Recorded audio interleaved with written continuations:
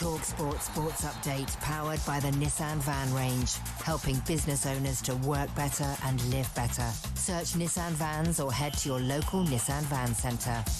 With the headlines at 10:01, I'm Tom Clayton. Good morning. England are in need of wickets. The light is gone, and day two looks to be Australia's. Here's talkSPORT's John Norman. Oh, this is painful. Really painful for England. 289 for 3 Australia. Smith's gone past 50. Green's not too far behind.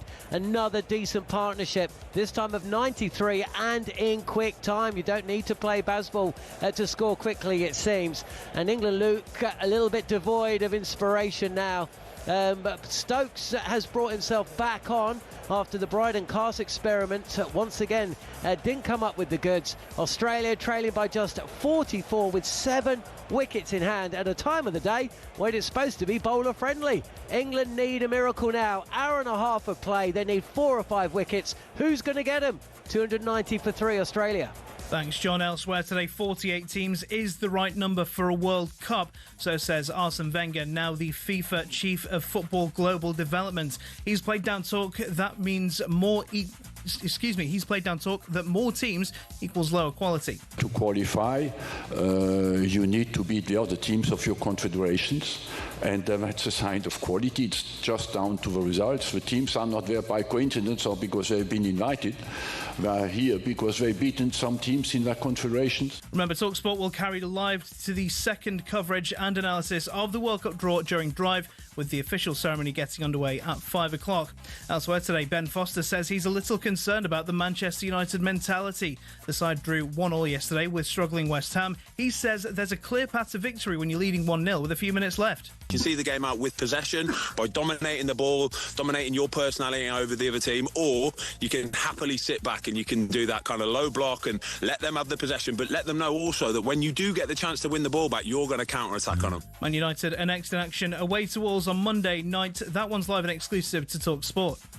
talkSPORT News. A group of Holocaust survivors are asking Nigel Farage to apologise after allegations of anti-Semitism when he was at school, and the government says it wants to give all children a good start in life with their new plan to lift children out of poverty. More from the news team at past. talkSPORT weather with QuickFit. For a limited time only, get 20% off a set of 4 premium tyres in our Black Friday event. Book today at quickfit.com and drive away happy every time. Conditions apply. Well, after a bright start turning cloudy this afternoon, rain in the northwest spreads across the country through the rest of the day. So, we are almost ready to go. Ian Dancer here in the commentary box. But it is all about whether Dean Saunders can retain the talkSPORT World Championship.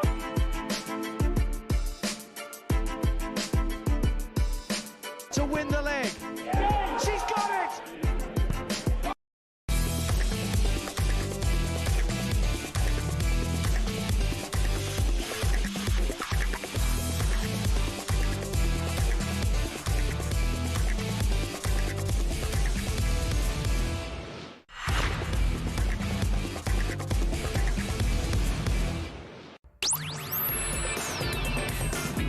Hello, very good morning to you. It's Sam Matterface and Gabby Agbonlahor on talkSPORT this morning. So, Ruben Amorim is under the cosh once again after Manchester United dropped points once more, this time to relegation-threatened West Ham United. Were Amorim's conservative tactics to blame? United fans, tell us what you think. 03717223344. And also, with World Cup fever upon us, are England fans being priced out of attending? We'll get the very latest. It's Big Name Friday with Morgan Rogers on the show to talk Aston Villa ahead of our live commentary tomorrow as Villa take on Arsenal at 12:30 live on talkSPORT. Declan Rice gives us an insight into the intense schedule that Arsenal are facing. Gareth Barry joins us live, and we're going to hear from Arsene Wenger. It's Sam Matterface Gabby Agbonlahor, and we're live on talkSPORT. Yes, and the Crookmeister will join us as well around about 12:45 from Washington, D.C., where he is getting involved in the World Cup draw. I don't know if he's pulling any balls out. I don't know if he's hobnobbing with Nicole Scherzinger, whether he's hanging out with Robbie Williams right now. Yeah. He did send me a picture with Robbie last night. Is he at the basketball? Or he was at the basketball, yeah. So he's at the basketball now? He's at the basketball, yeah. Right. I don't know. But he's coming on. He's making time for us at 12:45. Must be nice, because Drive and Alex, they're all having a bit of a jolly up out there, aren't they're they? having a great time. It looks like they're having a great time. It'd be really great to get to the World Cup next year, wouldn't it? We're looking forward to the World Cup next year, and certainly we're looking forward A to lot to explore, Sam. with Crookie at 12:45. It's Friday. It's Fun Boy Friday. And Crookie is unfortunately in the United States, but we do have Gabby Agbonlahor, and it's a new era because you're going to be with us quite a lot, aren't you, in the next few weeks? Yes, looking forward to it, mate. Always wanted to work with you, Sam. You know, you have such a busy week. Every time I put on the telly or put on the radio, Sam's different parts of the country, different parts of Europe, actually. Sometimes, yeah. So it's nice to be a bit part player in your career. Yeah, it's a pleasure, Sam. Thank you very much. Well, it's lovely. It's lovely to have you. It's lovely to have an England striker on Friday mornings on talkSPORT. Let's talk about last night's football because Manchester United dropped points at home against West Ham United. Ruben Amorim complained afterwards about the lack of offensive options in his team. But actually, was it Ruben Amorim who cost Manchester United last night? His changes, his selections, his tactics, or because of the recruitment that they've made and the lack of offensive options, as he talks about it, is inconsistency inevitable? Would he have been as conservative with his substitutes if they weren't 1-0 down? We asked him that straight after the game last night. No. We are losing because of the second ball. Sometimes there's not more men in front that you are going to win the ball. We have more men to put in the offense? Who would be more offensive? I understand you've not got a lot, but just Kobbie Mainoo. Yes, it was the second ball, and I was worried with Mateus. I know that Bruno reached the box really well. Mason Mount is playing in this position, so they were trying to push us. Brian have a lot of pace to try to win the ball in one transition, so that was my idea. He ended up falling out, not considerably with that reporter, but going back and forth with that reporter when asked about Kobbie Mainoo and the conservative tactics that it was perceived that he was using last night. What did you think? Listen, he's got some decent results recently playing that formation, so I think we've all sort of backed off questioning it, but it just goes back to how everyone gets frustrated with the lack of a 4-3-3, the talent of Kobbie Mainoo on the bench not getting on. And you look at the team that he selected yesterday. When I saw it before the game, I was like, West Ham team doesn't look great. I'm looking at Man United's, I'm like, I'm not scared of it, Sam. I'm really not scared. I'm looking at Diallo, right wing back, Dallo, left wing back, Heaven, Shaw and Mazraoui as your three centre-halves, Bruno and Casemiro. Terrible, terrible game. I actually tweeted during the game saying, I really want to put on Netflix, but obviously I have to watch the games for my job. But I was dying to switch off, mate. After all the excitement, the 5-4, Fulham Man City, the 4-3, Brighton Aston Villa, and then to finish off a midweek run of games, you get that dross last night. Yeah, I mean, watching the game last night, you're pulling your hair out. Like, where is the invention? Where is the adventure? Where is the old Manchester United swagger? When Manchester United are 1-0 up, in the last 15 minutes of the game, they've got to go on and get all 3 points. Now, whether you go on and get all 3 points by going out and getting a second goal, or whether you go on and get all 3 points by shutting the game down, that's up to you. I don't think Manchester United have got the ability to shut the game down, so I think they've got to try and go for a second goal. It's the Manchester United way. But how can Manchester United never look like scoring? Mbeumo looks like he's running down cul-de-sacs. Cunha looks like and they referenced this before the game, like he's feeling the weight of that Manchester United jersey. And then you've got Joshua Zirkzee, who's playing as the number 9, who doesn't look like he knows where he's supposed to run as a number 9, because he isn't a number 9, really, is he? When you look at the attacking players, and listen, this season, Mbeumo has stood up. Of course he has. He's a top player. Cunha has been a top player for Wolves, and he's had some decent performances in Manchester United. But Zirkzee looks lost at the club, really does. He's not going to last at Manchester United. I'm surprised Højlund left and Zirkzee stayed. But like you says, where is the Manchester United that the fans are used to? You know, 4-4-2 or 4-3-3 now. Fullbacks flying forward, overtaking your wingers. You've got the players to play that formation. Why is Fernandes playing next to Casemiro? But they've got too many of the same sort of players. Everybody wants to play in the same area. Joshua Zirkzee says he's a 9.5 for 10. Fernandes is a 10. Mount's a 10. Cunha's a 10. in Burmo's a 10. Everybody wants to play in the same area of the pitch. That's a recruitment issue, Of course, Sam, but let's forget about the formation yesterday and the players. Let's say Manchester United played a 4-3-3. Okay. In goal, we know who's in goal. Left back, you say Luke Shaw. You're a left back. Okay, you're not a centre half. Centre backs, Yoro, and then you say Dilly if he's fit. Right back, Dallo and Mazraoui. Then you play Casemiro as a number 6. Then in front of him, you play Fernandes and Mainu, or Fernandes and Mount as 2 8s who are attacking midfielders, getting forward with your sitter Casemiro sitting there. Off the left, Cunha, play there for Wolves, play there for Brazil, can play there. Off the left and you come inside. And Mbumo for Brentford, played off the right, no problem. And obviously Šeško's injured now. He will be your number 9. But now you play Xerxes and you play him there like a false 9, and you come off and you link play and you've got pace off the wings of Mbumo and Cunha. It's really not hard. It's really But he doesn't not change. hard. He doesn't change the formation, and maybe that's on him. 03717 223344 is the number to call if you want to have your view on Manchester United and what the problems are. Was Ruben Amorim to blame for last night dropping 2 points? They were 1-0 up. Conservative tactics and his changes were not offensive. Ugarte coming into the team obviously raised a few eyebrows. 03717 223344. A few eyebrows raised this morning at England's performance against Australia, but a couple of late wickets, John Norman. What an over from Bryden Cast. 292 for 5 Australia, and both set batters, Cameron Green and Steve Smith, have been dismissed inside 3 deliveries, and we've seen a drop catch. And it's Bryden Cast. Start of the over, he'd gone for 96 from his 12 overs. He'd been hit all over the place. His lengths, his lines were just everywhere. Ben Stokes persisting with a short-pitched attack. The field spread. Cast running in, and after being hit for 2 boundaries, Cameron Green gave himself so much room outside the leg stump. He essentially invited Cast not to bowl it short, to aim at the base of the stumps. Cast nailed his Yorker. Green castled and had to go for 45.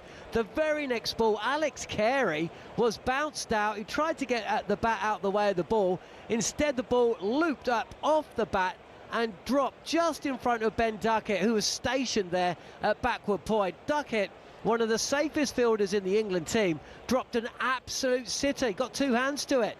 That got Carey off strike.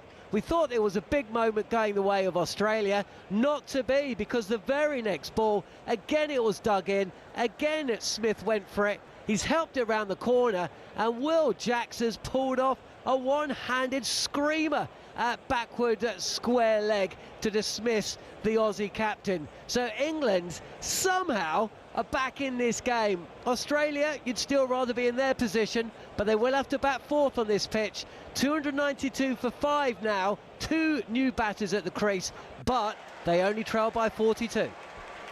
Cheers, John. Thank you very much. That's John Norman giving us an update on what's happening down in the Gabba in Brisbane. We're going to have David Bumble-Lloyd on a little bit later on to review the whole day's play. We're talking Manchester United. Manchester United were ahead against Spurs, ahead against Nottingham Forest, and ahead against West Ham, but dropped points in those games. After squandering those points, who is to blame? Is it Amorim's tactics? Is it the fact that the players aren't good enough to hold on to a lead? 03717 223344. West Ham fans as well. What did you show last night? Weren't Manchester United there for the taking? Why did they not have the bite to go on and get more from that game? 03717 223344. We'll talk about it next.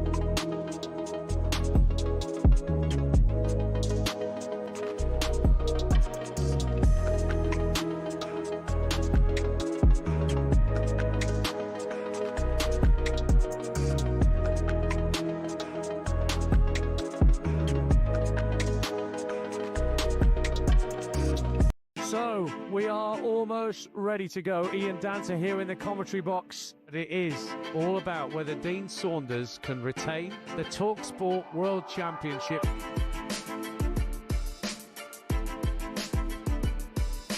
To win the leg. She's got it! Gets it! Double nine! He refuses the handshake.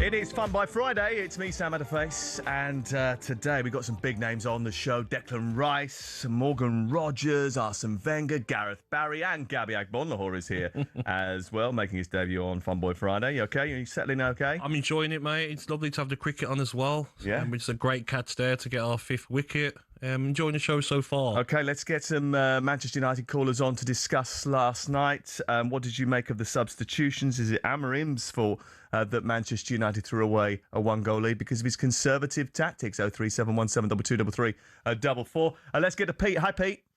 Good morning, Pete. Pete, can you hear me? Pete.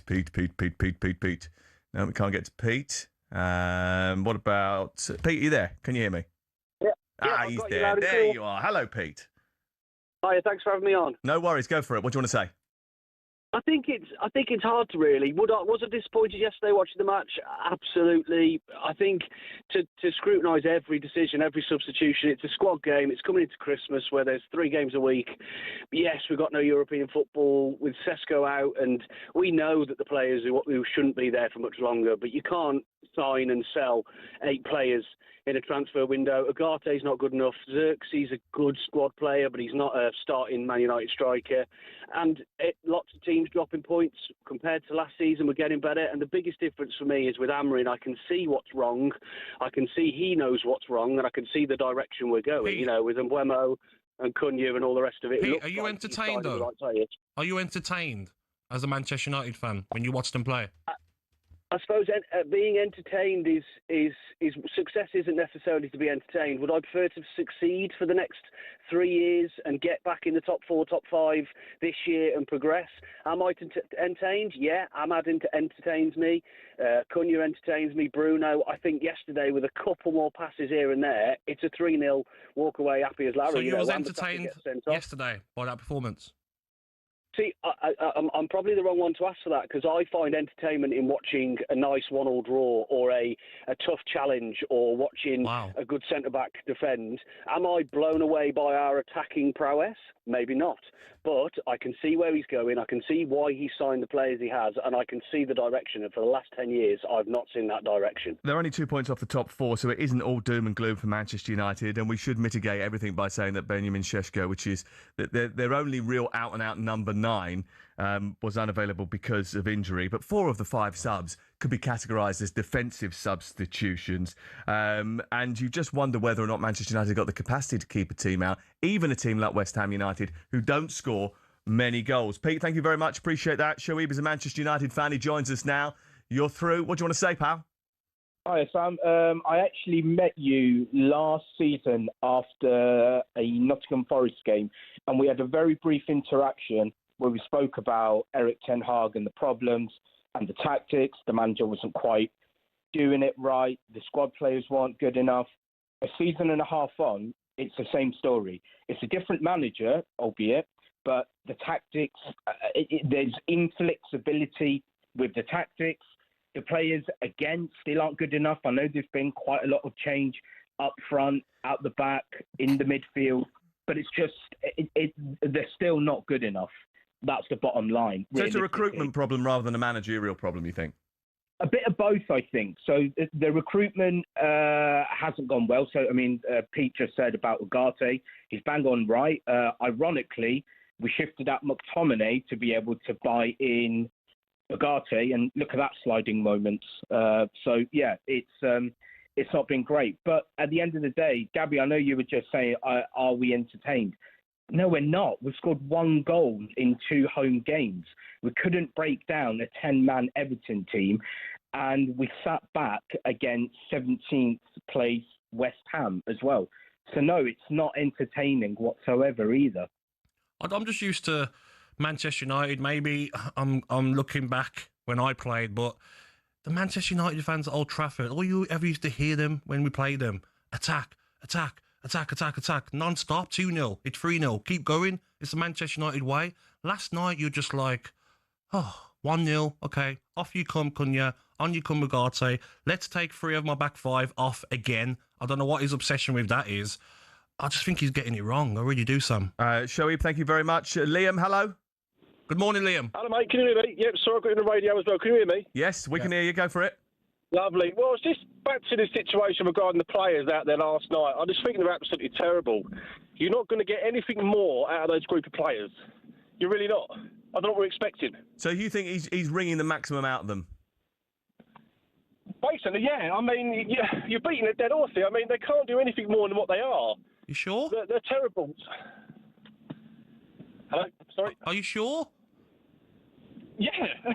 So you don't look at the formation and say to yourself, why not play a 4-3-3 with, you could have Mount and Fernandes as 2 8s. He isn't going to do that, though. They've recruited a manager that only plays one way, and that is it. I'm saying that they have the players, but the manager's not playing them in the right formation. We don't. No, but to be fair, we don't have the players, do we? Because he's tried the formation for a long time, and it's not working, is it? So what does that tell you?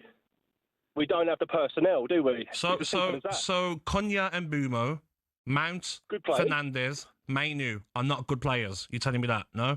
Right. The players that you've just said there, Gabby, are the best players we've got on the team. So why did not all start?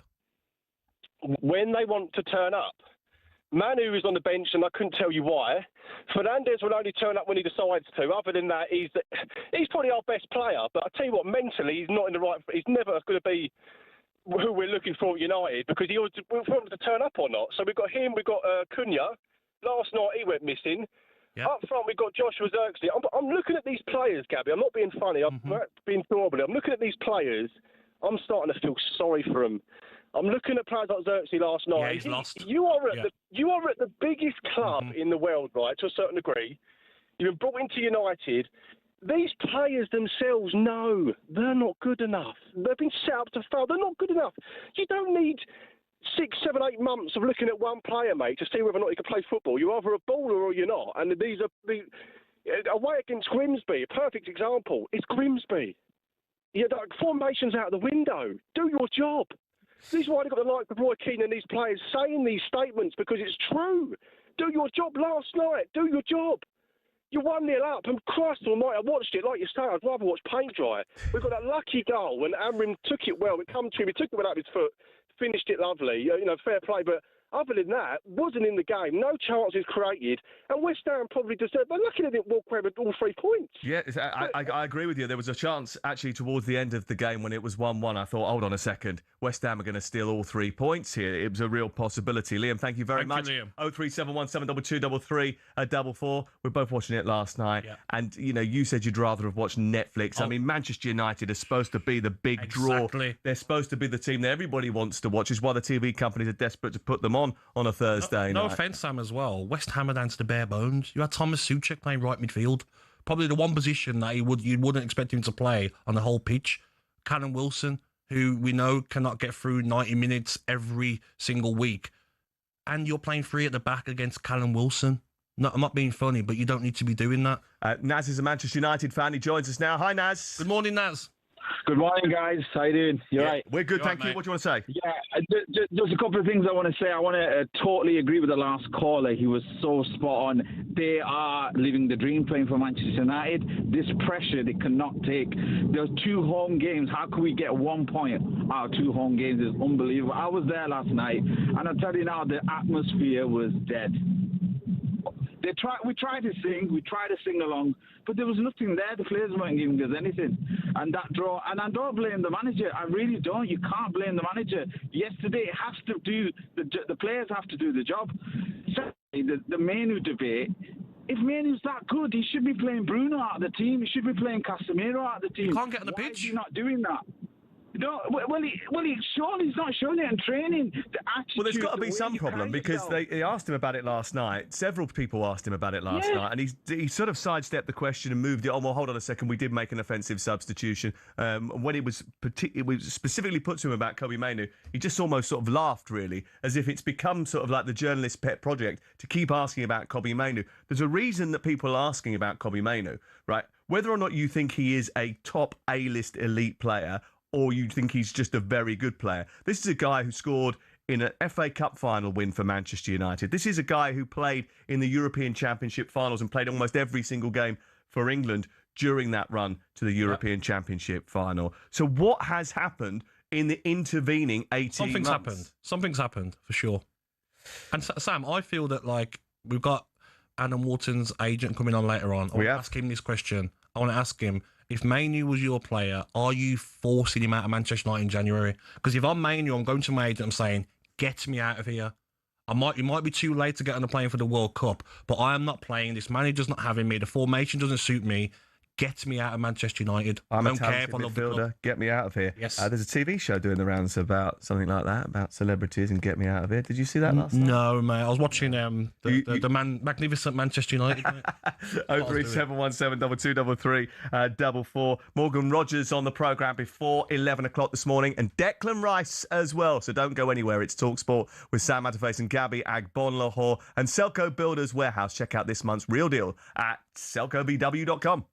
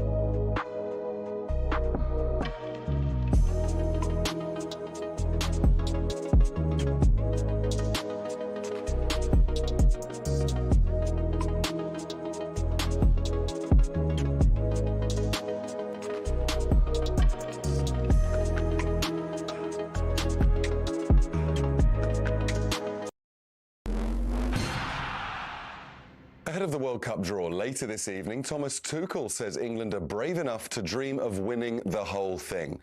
We'll find out who England and Scotland have drawn from 5 p.m. with a special programme watching along on talkSPORT.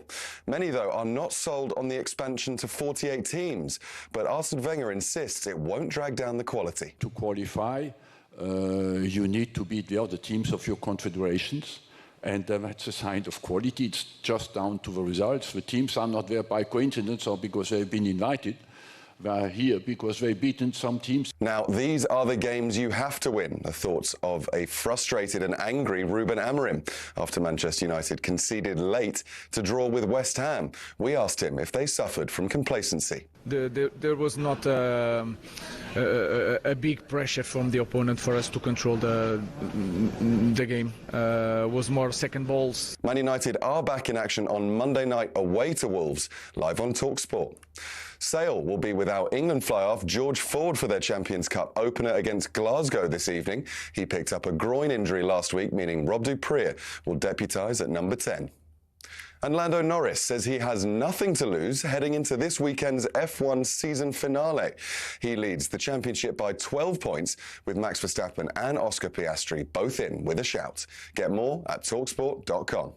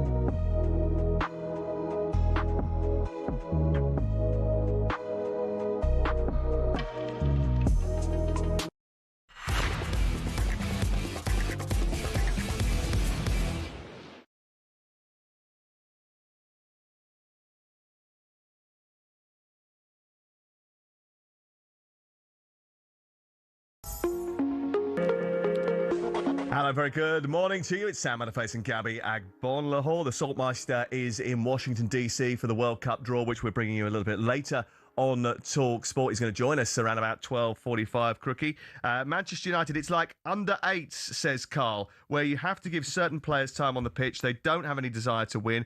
They win or they draw by accident, really. If Mainu or Xerxes leave, who do we bring in to warm the bench? The subs always make us less of a threat, and I think the opposition wait for our subs and then kick on. Manager needs to go or be flexible, like in any other job, says Carl. Forget formation, it's about application and bravery on the ball. This squad is gutless, and as much as I like Bruno, he's more interested in moaning than playing a captain's role. In the words of Alan Brazil, Bruno, a captain, do me a favour. That's from Noel. Tomorrow we got live commentary of Aston Villa against Arsenal on talkSPORT. And it's the FSA Awards this week as well. And Alessia Russo and Arsenal's Declan Rice, both of them cleaned up the main awards, the Women's and Men's Player of the Year. I sat down with Declan Rice for the FSA behind the scenes at the award ceremony, and it's fair to say that his thirst for silverware doesn't end with that individual award. Well, Declan, congratulations. You are the FSA Men's Player of the Year. Just talk to me about what it feels like receiving an award that is voted for by the fans and how much of a privilege that is for you. Yeah, it's a massive privilege. I think, first of all, because of the players I was up against with this award tonight. I see Semenyo, Gravenberch, Haaland, so top players who've had great years. But to be recognised, you know, this year, the year I've had by the supporters to vote me to win is, yeah, it's really, really special, so I can't thank them enough. Do you feel closer to it, winning that elusive trophy, winning that Premier League title, because you've been inching towards it over the last couple of years? Yeah, I think so. I think every year you keep building little things, you keep adding little things, and I think this year I sense a different team compared to the first 2 seasons that I've been involved in. Just a team with a different mentality, more like a desire and anger on the pitch, you know, to win every duel, to score more goals, to defend the box. You can just sense it. So yeah, we're doing really well at the minute. It's obviously such a long way to go, but we're building momentum, and we want to keep that momentum going at the right time. You said when you were asked on stage about your manager that Mikel Arteta had taken your game to new levels. How? Honestly, I could be here all day.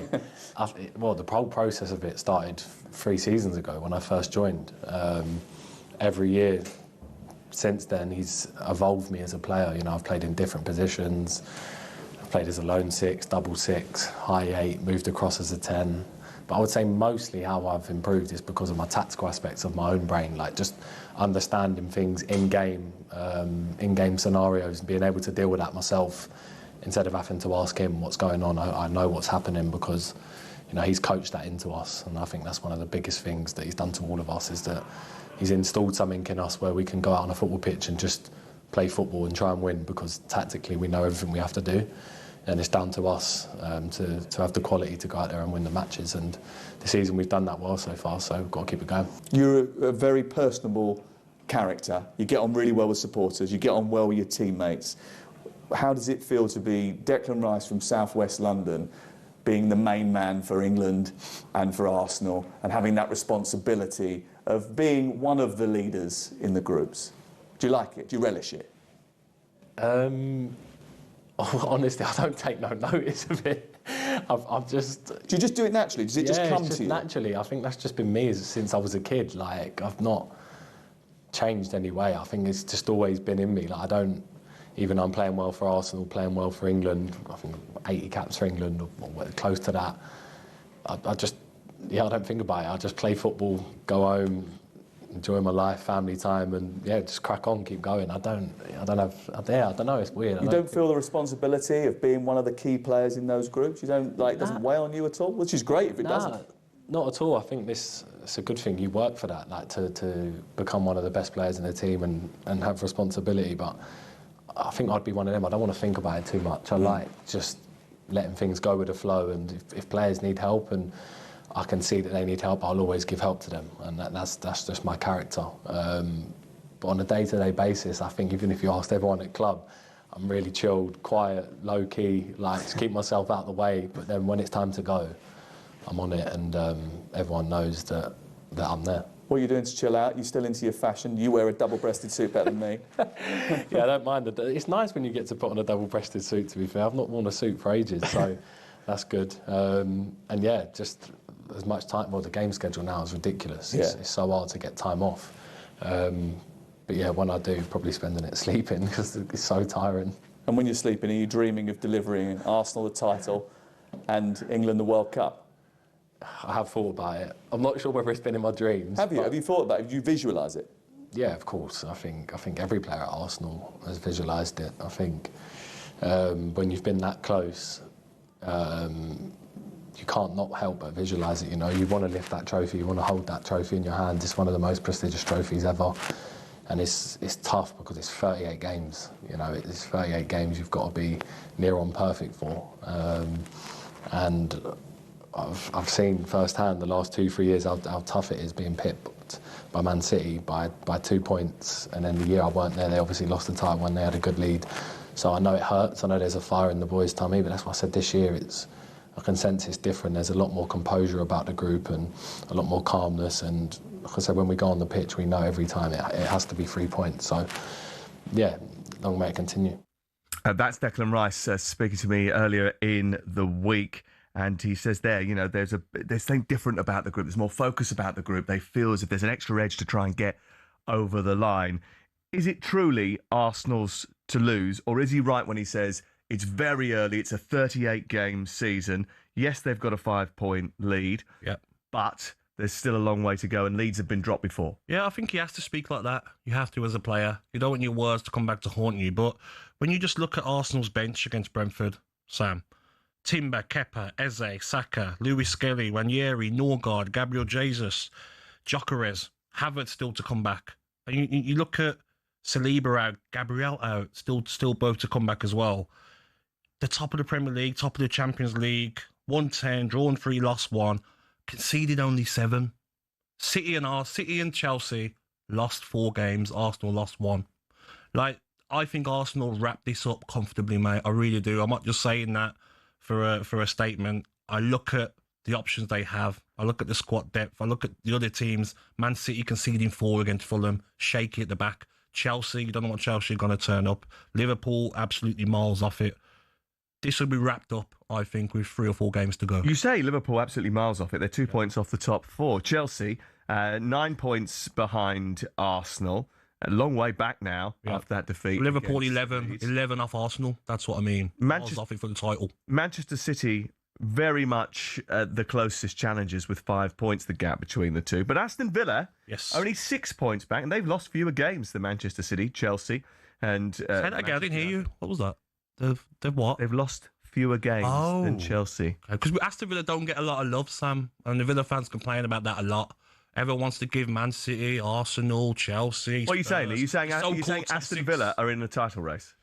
Why not? They've won 8 behind. Yeah, they've won 8 of the last 9 Premier League games. They've won 8 in a row at home. Exactly. And they play Arsenal tomorrow. If they win tomorrow, they're in the title race, aren't they? Of course. And 12:30 kickoffs, you know what they're like.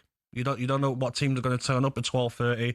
Aston Villa are flying. Watkins, who's been playing injured, finally looks like he's fit. He's got that first goal, then the second goal against Brighton was a Watkins finish where he's confident. Morgan Rogers is playing some of the best stuff I've seen him play. Last 2 games against Young Boys and Leeds at home weren't particularly enthralling, were they? They were very good down at Brighton to come back from 2-0 down, but they were not very good for the first half. But Leeds away was the game, and poor first half, but second half turned it on. We've just seen Chelsea go to Leeds and lose. So Villa got a great result there. Brighton, I think their last home defeat was Aston Villa last season. So Aston Villa, for me, have to be talked about in a title race. Do I realistically think Aston Villa are going to win the title? No, I don't. But if you have that mindset as a player and as a manager, then, disappointing we didn't win the title. But you know what?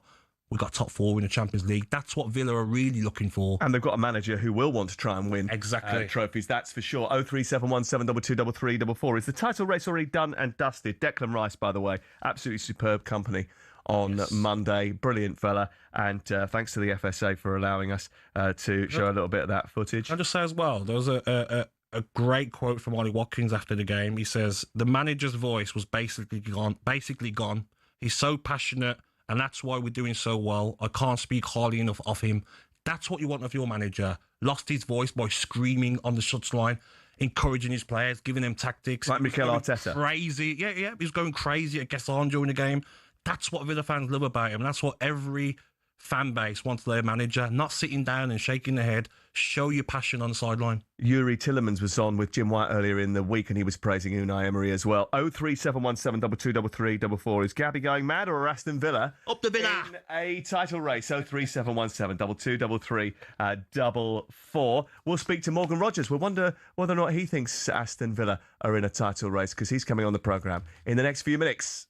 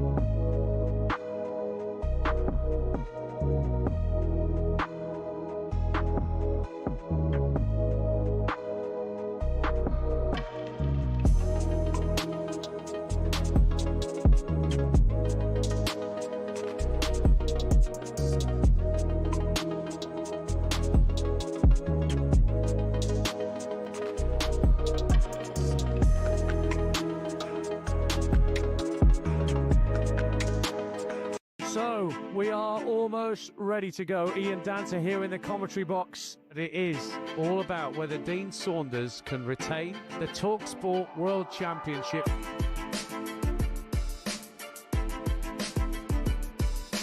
To win the leg. She's got it! Gets it! Double nine! He refuses the handshake.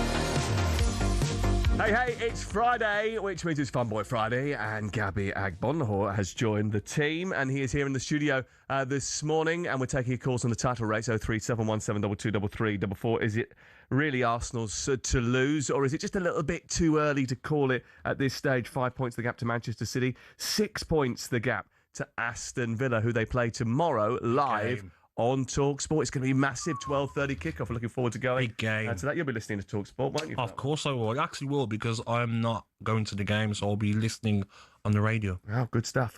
Morgan Rogers will probably play a big role. We've been speaking to him over the course of the last couple of days. Angelina Kelly caught up with him at a Puma event, and this is their conversation. Manager has always banged on about he wants goals from the edge of the box. Probably not as extravagant as what we're seeing, but you're taking it to the extreme. I like it. Yeah, but he wants goals in different types of ways. It's good to be able to score in different types of ways and win games however you can. Really, I don't think there's a good or bad method. People are trying to say it's not sustainable. If we keep doing it, then why can't it be? So, yeah, we just have to keep it going. I don't have the technical ability to play there like Phil. I'm probably a bit bigger, a bit taller, so I'll probably look like a more traditional 9 than Phil. But, yeah, why not? I can play anywhere. I can do a job anywhere. I think I've got kind of the brain to do so, and I've kind of done it in my career. I've played loads of different positions, so I think I've got the know-how to do it. It's just probably about repetition to play in different positions, but the more I'm playing, the more I'm understanding myself and what I can and what I'm good at, and yeah, just keep doing that really, and just keep trying to improve. talkSPORT's own Gabby Agbonlahor, Aston Villa legend, he has sent us a message via voice note, so I'm going to if I just play this to you, you should be able to hear it. Hi Morgan, it's Gabby here, mate. I want to ask you one question, mate. What in your game do you think you still need to improve on? Top man, look after yourself, up the Villa.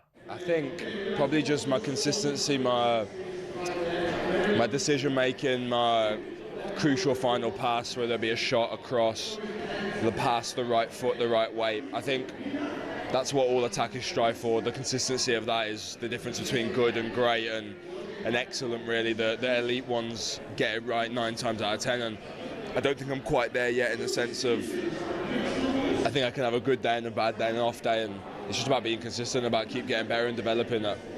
I've got coaches and staff around me, family members around me that help me with that and stuff, and it's just about working on it and keep trying to improve. I know I've got some way to go to be the player I want to be and to get better, and it's just about taking it in my stride and taking criticism, taking the good and the bad, and just trying to improve and ultimately get better, and yeah, see how far I can take my ability and the potential that I have. I love that Puma match ball, by the way, that they've got in the Premier League this year. And certainly I think Morgan Rogers likes it. And definitely there's no doubt that Aston Villa like it as well, because they've got 9 of their 20 goals from the edge of the box. And that was something that he was talking about at the beginning of that interview. And what a brilliant talker he is. The fact that he was discussing, you know, when you asked him about the what does he need to improve on, and he said the crucial final pass, the decision-making in the final third. I thought that was... I watched him... I've been at the last 2 games that they played against Wolves and against the game at Young Boys. And I watched those 2 games and I thought there was a couple of moments where Aston Villa themselves got into good positions but didn't get that pass right. He's clearly self-aware to know... self-aware enough to know that that's an area of the game that not only he but the rest of the team need to improve on. 100%. And the Brighton game, he did get it right. I mean, the assist for Watkins, ball in behind for him, and his all-round game, Sam, he knows, level-headed, speaks with, he's very humble when he speaks. He knows he's not at the level that maybe he knows he can get to. He's an outstanding player. He's a joy to watch. He's a sort of player you pay to go and watch, take players on. He will try different things, sometimes lose the ball, but sometimes an incredible run where he's got past 3 players and he's made a great assist. He knows there's still things to work on. Can he score more goals? Can he improve his left foot? There's still a lot to work on. Can he improve his heading? He will know that. He's still a young kid, but very level-headed, and he's one of the fans' favourite for sure. And I'll tell you who else favourite is. The managers. Let's get to a couple of calls on the title race. We'll rattle through Dan and Carl very quickly. Hi, Dan. Hello, Dan.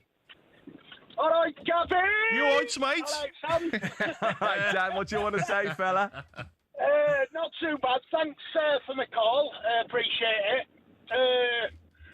The title race, interested, because at the end of the day, Leeds beat Chelsea the other day, right? I think they're going to go on a mad run, and I think they're going to blow everybody away and win it. What do you reckon, Gabby? Win what? The championship next season? Or Yeah. Oh, careful. No, on a serious note, mate, right? I'll tell you what, Aston Villa are looking good, right? And that's probably the only time I'll say that, Gabby, right? So I'll do you a favour there. Cheers, mate. The thing is, Man City are hot and cold. We should have beat them the other day. I mean, let's not go into that, right? But they're looking good. And do you know what? I think if you're on a good day tomorrow, you could catch Arsenal on a bad one and maybe win that. And then how many points are you behind them? Only 3, mate. It's not over yet. It's not over yet. You know what I mean? It's far from over. But I'll tell you what, Arsenal are looking very, very good. I agree with both of you, but you can't really say yet, can you, what's going to happen? Well, you can't call it after 14 games, Dan. I don't think. I mean, quick word on Leeds tomorrow. They play Liverpool at 5:30. Do you think they'll get something from that game after what's happened in the last 2 matches? Do you know what? No disrespect to Liverpool, but if they turn up tomorrow, then they could murder us. But I mean, if they turn up like last few games, then I think we've got a chance. But I'm looking at a draw. Probably a draw, which I'll take it. But I think we've all gone for the same thing, Dan, to be honest with you. Thank you very much for calling. 0371 722 3344. Kyle's an Arsenal fan. He wants to call it now, surely. Good morning, Kyle. How you doing, guys? You all right? You're right, yeah, mate. Good, thank you. What do you want to say? Well, I mean, last few years, we've been in a similar sort of position. 1 point, we was 11 points ahead at Christmas, and we all know what happened there. It's definitely too early to call it. I mean, we're looking absolutely brilliant. Villa are looking good too. The only thing that's going in our favour is a bit of inconsistency from City and Chelsea. But I agree, it's too early to call it, but I've got my fingers crossed. What do you think about tomorrow's game? Looking forward to it. It's going to be a tough one. Like I said, Villa are looking really good at the moment. Won their last 8 in 9 at home. So it's going to be a tough one. I mean, missing Gabriel and Saliba. Yes. I mean, but Nkappi and Mascara, they've been looking absolutely brilliant. They've filled a gap. But that was their first pairing the other day, and there's a bit shakiness here and there. But I think Kyle, I look at Villa tomorrow, and I suspect they'll play Kamara, Onana, and Tielemans as a 3, McGinn off the right, Rodgers off the left, and Watkins. I think they're going to try and frustrate Arsenal and pack that midfield. Oh, definitely. But I mean, with the amount of cards conceded against Chelsea, it just goes to show that there is a bit of shakiness back there. So they definitely can put it to them. It's just a case of hoping that Nkappi and Mascara can hold the ship, providing they can. I feel with how good Mourinho's doing at the moment, if he's switching between midfield, getting assists, and then up the top, getting goals, it'll be a close game. I think we can do it. but it will be a close one, and it will definitely put up a good fight. Yeah, be interesting to see whether Saliba is back for today for this game against Aston Villa tomorrow. We'll try and get something from Mikel Arteta, who's been speaking this morning. 03717223334. Carl, good luck. Thank you very much. Thank you, Carl. The game tomorrow between Aston Villa and Arsenal is live on talkSPORT. Kicks off at 12:30. Still to come on the programme, Arsene Wenger on the World Cup. We're going to hear from David Lloyd as well about the day's play down under. And the Crookmeister will join us from Washington. This is talkSPORT with Sam Matterface and Gabby Agbonlahor and Selco Builders Warehouse. Check out this month's real deals at selcobw.com.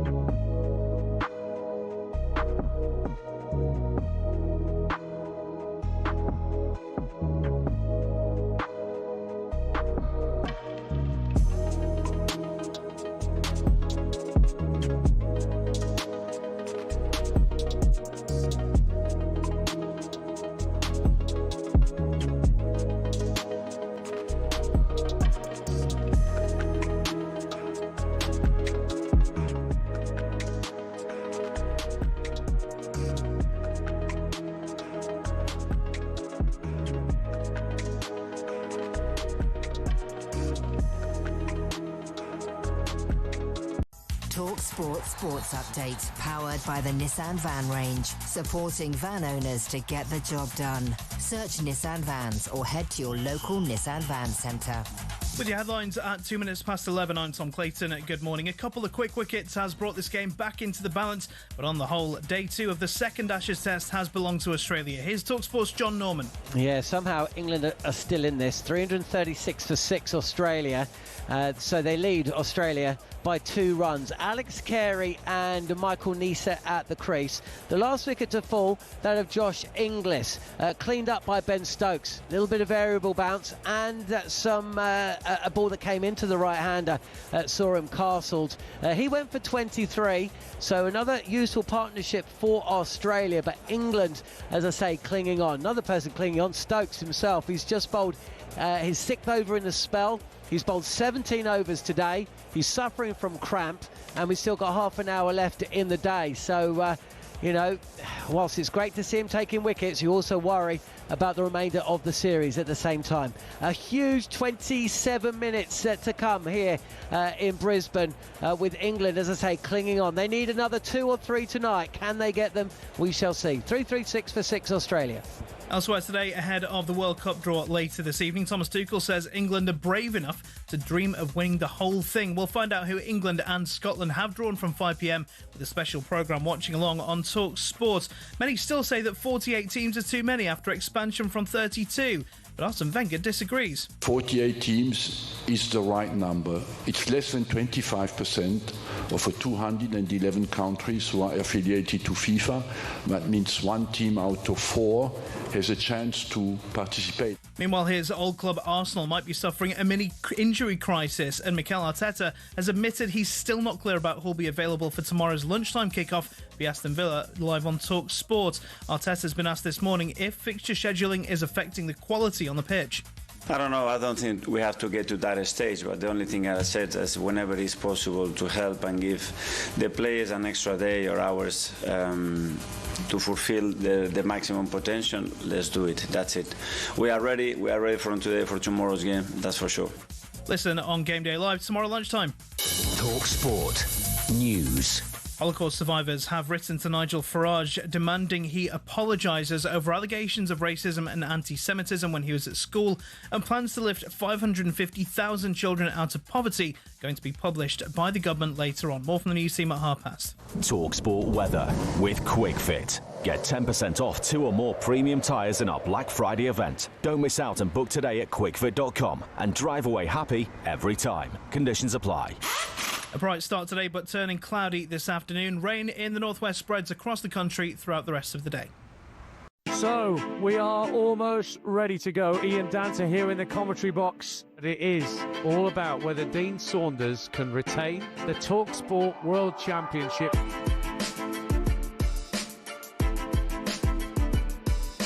To win the leg. She's got it!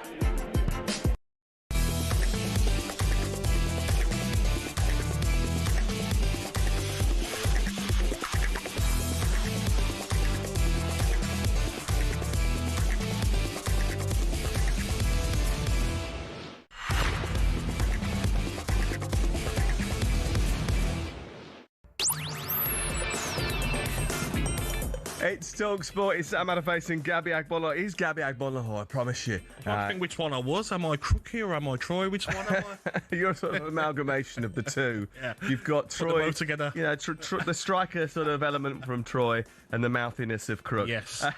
In the last few minutes, Mikel Arteta has been giving a little bit of an update on team news for the weekend. He doesn't really say much. He likes to keep his cards close to his chest. He said on Declan Rice, let's see if he's fit to face Aston Villa. We've got another training session. The draw for the 2026 World Cup taking place during the show around about 5 o'clock. He'll be joined by Stuart Pearce, Alan Pardew, Charlie Mulgrew and Andy Brassel to bring you a full extensive coverage of the draw. England, Scotland and the rest of the nations find out their opponents at the 2026 World Cup. And then from 7, Andy Goldstein and Darren Bent will bring you the World Cup after party. Sounds like they're having a World Cup party all week out there. World Cup jolly up. Yeah. The best reaction and a host of special guests and exclusive interviews as well. A night of madness, a night of mayhem, a night of Messi. They're the champions, World Cup winners in 2022. For me, it's always the eye test. I think to be the best player in the world, it's got to look like Messi. Right footed, he's hit it into the bottom left-hand corner. Mbappe has a hat-trick.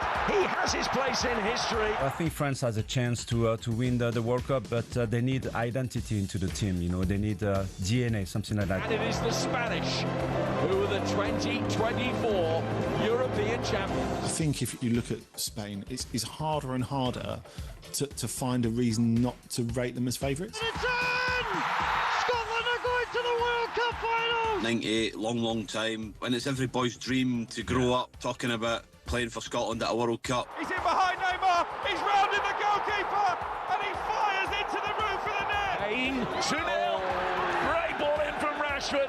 Harry Kane came to meet it. The expectation of all the club, the history of England and the expectation level is always huge. With England, we've always got a chance. And it's time now for talkSPORT's preview of the FIFA World Cup 2026 draw, brought to you by the Mercedes-Benz Sprinter van. talkSPORT's FIFA World Cup 2026 draw preview, brought to you by the Mercedes-Benz Sprinter van. Search Sprinter Service B for the current fixed price offer. And for the first time ever, Gab, the tennis-style seedings are going to be used, which will see the 4 highest-ranked countries kept apart until at least the semi-finals: England, France, Spain and Argentina. But, crucially, only if they win their group. So they'll be given pretty reasonable groups, I think. I mean, if there's 48 teams, the likelihood of them having a nightmare scenario is very, very small. It can happen. But Spain, the top-ranked team, will be on the other half of the draw to Argentina, who are ranked number 2 in the world. England, who are number 4 in FIFA's rankings, will be on the opposite side to France, who are ranked 3rd. The likelihood is that if everything goes to plan, England can't meet Spain or Argentina until the semi-finals. Do you not like it? Why?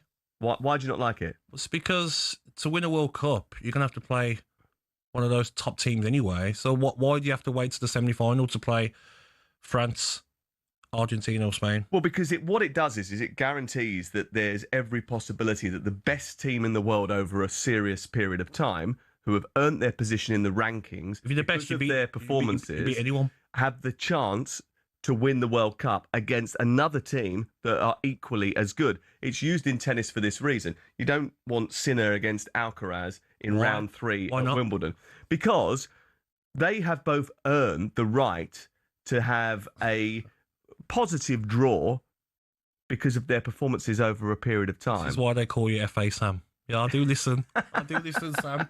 It's all making sense. But you want as a viewer, you want to watch a World Cup final between England and France, or England and Argentina. I don't mind. You don't want England against Uzbekistan in the final. Why? If Uzbekistan, because if that happens, you'll turn around and say, well, actually, it's not a real World Cup final. They played Uzbekistan. No, you know why? Because... Or Crookie will turn up and say they didn't beat anybody on the way to the final, all that kind of stuff. Because they would have still had to have played a top team. Well, look, when they have played top teams in the quarterfinals before, they've gone out. You know, arguably the 2 best teams in the World Cup in 2002 were England and Brazil. They met in 2002's World Cup quarterfinal, and England went out. And Brazil went on to win the World Cup. But you know what's that would have been a much better final, more competitive final. Do you know what's funny about that, though? Because Germany. I hear what you're saying, but are we disrespecting other teams in the sense of we could still play Brazil? You're not disrespecting. It's based on rankings, so you have to have earned your position in the food chain. What, by beating, not conceding a goal in qualifiers? Yeah. Okay, playing against Mickey Mouse teams. Did anybody else do that? I think if they had our group, they would have. Some of them had fewer teams in their group and didn't do it. But to be honest, you say that you have to top the group. Yes, these teams will top the group. But even if you avoid those, you've still got a chance to play in Brazil. Brazil have a talented squad. Netherlands, Absolutely. Portugal, Germany. So you still could play some big teams. Of course. But the likelihood of you doing so comes later on down the tournament. So you get the blockbuster games later on down the tournament. And it's about entertainment as well, right? So for the tournament organisers, they want those big blockbuster clashes when they really matter, not straight out of the gate. Of course they do, because we know what they do. Ronaldo's, yellow cards, red cards, we know they want... Are you moaning about fixing? I don't want to say that, mate. I don't want to go to court, Sam, it's not a nice experience going to court. But I look at it and I say, if you're going to win the World Cup, you're going to have to beat the top teams. You're going to have to beat France and Argentina, Spain, aren't you? So what difference does it make? England against France really was probably the 2 best teams in the tournament of the 2022 we lost. World Cup, and England ended up losing. Argentina won the World Cup in what was a really dramatic final. I believe that actually if England had got there, they probably would have won the World Cup. There was a great opportunity for them to do that. So the idea of not meeting one of those good and great nations until the very end of the tournament seems to be... You say we're going to have some entertaining games. We're going to have some poor games. I can see a 10-0 in this World Cup. Possibility. I really can. Teams like Panama. You think there's Haiti, too many teams in it? I think there is, and I think there's some poor teams in it. Haiti, Panama, Curacao have done outstanding to get there. But what if they get in a group? Cape Verde? Yeah, what if they get in a group with England, with Argentina, with Spain? Every likelihood they can. Great experience for those players. Great experience for that nation. What, getting to the World Cup itself and being of course. Part of the jamboree, that's a brilliant experience for them. There could be some embarrassing results, 100% this World Cup. Yeah, well, what if a big team like England, Argentina lose to one of those teams? Like what happened in 2022 when Saudi Arabia beat Argentina in the opening game. Oh, it could happen. Of course it could. Weather conditions, could that play a part? Yeah. That's what everyone's talking about. Can you make the games? Everyone later? deserves their chance, Gab. They do deserve their chance, 100%. I'm just looking at, like, did we need extra teams? Everything about the World Cup in 2022, we were there. I thought it was a fantastic World Cup. I loved everything about it. You loved that World Cup, didn't you? I loved it, mate. I loved how close it was. Get the tube to a game. There you go, 10 minutes from your hotel, and you're at the Louis Sale Stadium, whatever stadium you was at. Didn't Adrian Durham do 3 games in one day? One day. Yeah. Do you think he can do that in United States? I don't think Canada, Mexico? I don't think he'll be doing that this time around. There's a lot of travelling, and there are a lot of teams. But Arsene Wenger disagrees with you. FIFA's technical development officer says that the evolution of a 48 World Cup is a natural thing. And now I believe that 48 teams is the right number. It's less than 25% of the 211 countries who are affiliated to FIFA. That means 1 team out of 4 has a chance to participate. That means still 75% of the teams are not there. 75% of the teams are not at the World Cup. That's what he's saying. He's saying that as the world of football grows and more countries become more competitive, actually we have to open our gates a little bit more. 12 more than the last World Cup. 12 more teams. I just think it's ridiculous. I think it's going to drag. Why is it 5.5 weeks, the World Cup? I think I looked the other day. It's going to take... Did you need to change the Qatar World Cup? The right amount of teams. You made it easier for certain teams to qualify as well. Which for those countries' fans, I get it, the excitement of that. But what's next, Sam? World Cup in Saudi Arabia. Not everyone can come. Come on. Just everyone? Yeah, just everyone. No qualifier. I don't think you can go any further than 48 teams. But They will. certainly, Why won't they? Certainly, I believe that this is going to be a different World Cup. I think we'll learn a little bit more about 48 teams at this World Cup. Resting a load of players because you top the group and your last game is against Panama. Well, England played Panama in the 2018 World Cup, I think, in Russia, and beat them 6-1. Yeah, John Stones scored that day, if I remember rightly. Squad rotation. There's nothing wrong with that. A World Cup. England changed all their players in the final group game against Belgium, actually, in that tournament, and then went on to the semi-finals. That's what has to happen. You have to utilise a squad. That's why you have a 26-man squad.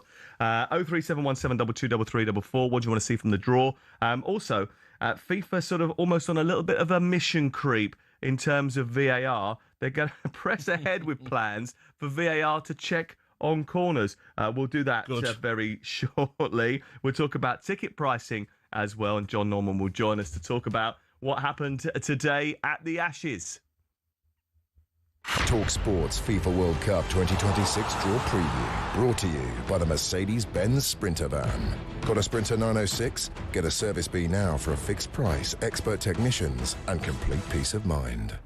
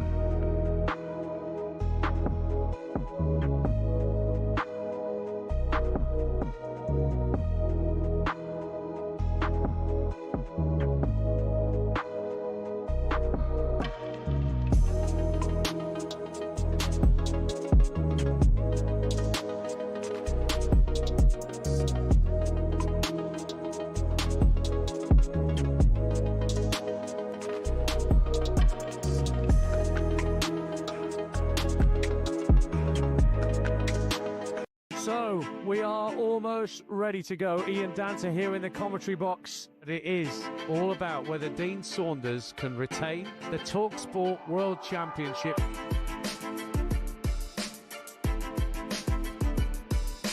To win the leg. She's got it! Gets it! Double nine! He refuses the handshake.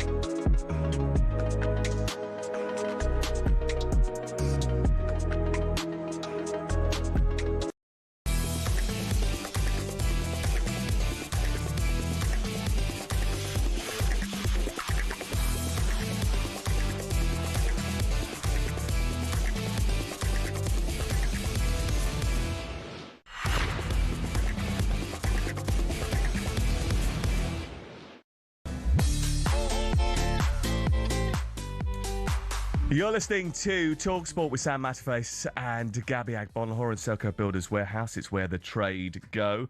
The FIFA World Cup is 48 teams, loads of stadiums and loads of tickets. But are England fans going to be able to attend in the numbers that we saw even at the Russia World Cup? Let's speak to Thomas Concannon from the Football Supporters Association, who joins us to discuss the World Cup ticketing system. Hi, Thomas. Hello, Thomas.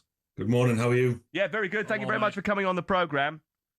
Look, we've been sort of looking into this over the course of the last week or so, and in discussions that we've had beforehand, the suggestion has been that some England fans will turn their back on going to the World Cup in the USA, Mexico and Canada because it's just far too expensive. Expensive because the tickets themselves are difficult to get hold of and expensive when you try to buy them. But the official resale platform is advertising seats for the final, as an example, for £8,000, and that's the cheapest ticket, and the most expensive is £57,000. What on earth is going on with ticketing at this World Cup? It's nothing like we've ever seen before. It's almost triple the price as what we saw in Qatar a few years ago, and it's just really disappointing. There was a lot of England fans really looking forward to this tournament, and I think it's just a shame to see that FIFA have decided to price it like this. It's pricing a lot of supporters out. You know, the cheapest it'll be for an England fan to follow the team throughout the tournament will be about $4,700. You know, and that's so when you list those prices that you just said there, Sam, it doesn't sound too bad, but it's still really expensive, and like I say, almost triple what Qatar was, and it's just really disappointing. I think a lot of people will be putting this one off. Thomas, we was at the Qatar World Cup, and talkSPORT done a lot of interviews with fans, and I remember seeing a clip of them interviewing Argentinian fans, and they were saying we've sold a house, we've sold a car, we've took loans out to come to Qatar to watch their team in the World Cup, and then lucky for them, they went and won it. But the experience, all the best for these Argentinian fans and other fans from countries where, you know, money is very tight and they're getting priced out of seeing their country in a World Cup. Disgusting, to be honest, mate. Yeah, it really is, Gabby. It's so disappointing to see. I mean, like I say, the availability isn't that high either. The allocations aren't huge. We will roughly get around 8%, but that's yet to be confirmed. And again, it's disappointing that we're going into the draw tonight, which is like a kid at Christmas, isn't it? Everyone looks forward to the World Cup draw. It's like the FA Cup third round draw, and we get both in the same weekend. And it's almost disappointing that we don't even know how much it's actually going to cost. A lot of this is sort of rumour. It's what's been reported. We've had nothing official from FIFA yet, and supporters are supposed to pay for this within the next month or so, and they have no idea how much it's going to cost and whether they'll even get a ticket. Just explain that to us. You said they've got to pay for it in the next month. So if you're an England fan, you're a Travel Club member, you've been following the team, and you've picked up what is called a cap for the games that you've attended, and you qualified to be one of the very few that get the opportunity to follow England at the World Cup. What is this process? You buy a package of tickets, committing to attend every single game until the World Cup final. You've got to sort out your flights, accommodation, and travel in between the destinations as well. But you've got to lay out the money now for tickets that you might not ever use. No, yeah, that's right. I mean, you can select the games that you want to attend, so you don't have to attend them all. So if you just want to attend 3 group games, for example, you can do that. It's just that this time, if you want to follow England throughout the entire tournament, you've got to pay up front for those what are called conditional rounds. So as soon as you get the round of 32, round of 16, quarter, semi, and final, you're paying for those in advance. Which, as everyone knows, the World Cup final is really expensive. So you've got to pay that in advance. You get the money back if you don't qualify, but you don't get that back until around August time. So it's a lot of money to be sitting out of your bank account for what are effectively conditional tickets. And then just to top it all off, which makes everyone else happy, FIFA will take an admin fee, $10 per ticket that they refund you, and so you're effectively paying FIFA to give you your money back. So it's a bit of a farce, really. Oh, they have to pay for all the guests that they'll have, at the draw and during the World Cup. The YMCA people are really expensive. The village people. Oh yeah. You try and get those for your wedding, you're in massive trouble. You need all the cash. But UEFA though have got a different approach, haven't they, for the next Euros? Yeah, they have. So does that show that they can do it, but FIFA are just going in a different direction? You're absolutely right. UEFA at the last tournament had a sort of pay-as-you-go system. So as you qualified for the knockout rounds, you then paid for your ticket. You knew you were guaranteed one in advance. It was just you would pay for it when you qualified. That's not the case this time, and it hasn't been the case for FIFA tournaments. We are used to this system, but obviously the outlay is absolutely huge in comparison to what previous tournaments have been. It's a lot of money to be forking out over Christmas time and into January. It's a lot of money for people, and it will put a lot of people off. I think a lot of people, Sam, you mentioned before there about the caps. You don't get caps for tournaments, but you do get them for friendlies. And I'd imagine a lot of England fans will focus on the potential friendlies that we have in the States before the tournament. So do you think that more people will attend those games that in the build-up to the tournament than actually end up following England as a whole? Can you envisage a scenario where actually fewer England fans attend this World Cup than attended the World Cup in Russia? I really can, just because of the prices. It's putting a lot of people off. As I say, you'll see it's slightly different with Russia. There was obviously different risks around Russia. However, this one, it's just the price that will put people off. We were speaking to a lot of England fans out in Albania at the recent game who will do the friendlies and maybe the first group game, but then come home. They'll maybe buy the conditional final ticket just in case we get there. But again, it's just a severe outlay for people that a lot of people just won't be able to afford that. Travel is expensive. It's a big country to cover. There's a lot of ground to cover. So yeah, it's just a really difficult World Cup. The flights are going to be expensive. The hotels are going to be put up extortionate prices as well. It's not even an option for 95% of the fan base to be able to fork out that sort of money. Well, how much is your estimated cost? If you're going to go with England, you must have done some sort of reasonable attempt at approximating the price. How much, if you've just went out there for just a couple of rounds, let's say to the quarterfinals, how much is that going to cost roughly? Hotels, flights. Yeah, I mean, again, it's really difficult because it depends on where we are. That's the other difficulty. We could be on the West Coast, we could be on the East Coast. I think you're looking at a 10 grand plus trip on this one. It's just, I think it's just really expensive. Again, people will be able to do this better. They'll be able to sort of save where they can, share rooms and all this sort of stuff, as England fans will do. I think the reality is as well, a lot of the stadiums will be full of England fans. The expat community will probably fill it and make it look like the amazing spectacle. But the fans that have followed England in Latvia, in Andorra, in Albania, they won't be there. And that's not right. That's not what this World Cup's meant to be about. So what's the motivation by charging these huge prices and making it so difficult for people to attend? Is it because FIFA actually want the corporate fan, the corporate dollar, the rich tourist fan to go in, pay a huge amount of money for a one-off experience, and therefore buy into the merchandise and everything that comes with going to an event in the United States, lashing out to all the paraphernalia rather than just the ticket? They want the whole match day experience, but it's a sort of almost a one-off supporter experience. Yeah, I think we've made a lot of noise about this in recent weeks, and we keep getting the excuse that it's the American market. This is what they can charge. They feel they can get away with it, but they're hosting the World Cup, so and it's not the world's market on ticket pricing, and that's what's really disappointing for fans to take in. It's everyone was really excited for this World Cup. Great relationship with all three countries.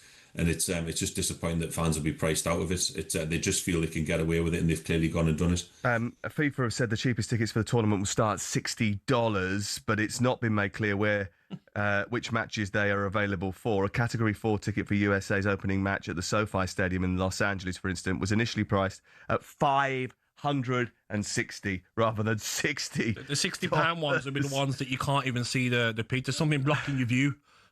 Yeah, absolutely. Thomas, thank you very much. Appreciate that. Thomas Concannon from the Football Supporters Association suggesting that fewer England supporters will follow the team at the World Cup than did in Russia in 2018 because of the dynamic pricing, because of the cost of tickets and travel and hotels, which have all been ramped up. And anyone who's spent any time in the United States in the last little while knows that it's quite expensive to do all the things that you'd want to do when you are out there. So what winds me up as well? What? Is that, say if you have got a hotel now booked for the World Cup, they can cancel your hotel and say you have to rebook. And the price is a higher price. How can you get away with that?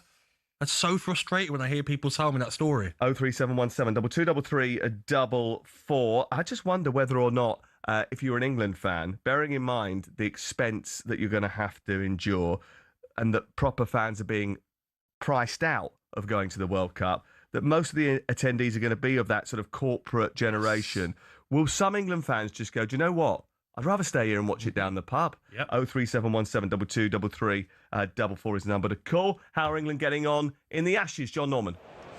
Well, it's been one of those days for England, sadly. 378 for 6, Australia. 2 balls left in the day. It's been bowled by Jofra Archer. England are just about still in this. I'm not sure how, because I don't think they bowled particularly well. They certainly didn't in the morning session when they gave up 130 runs, 130 for 1 at the tea break. They focused in on their lines and, more importantly, their lengths in the afternoon session, where they took 2 wickets, with Australia still posting 98. So 228 for 3 at dinner. Coming into this final session, again, England have been a little bit better with the ball, but they have been terrible in the field. They've put down 5 chances, and all pretty much have cost England. It means that instead of bowling Australia out and then having all the morning session tomorrow to bat through in the best conditions for batting in the day, Australia are going to come out tomorrow with a lead already of 44, 4 wickets in hand, and with Alex Carey and Michael Neser at the crease. All the batters got starts. There was partnerships throughout. Australia have shown England how to play Test cricket today. It's been a poor day for England, but they are just still about in it. They just need to rattle through the last 4 wickets tomorrow, take their catches and that is stumps on day 2. Australia 378 for 6, a lead of 44.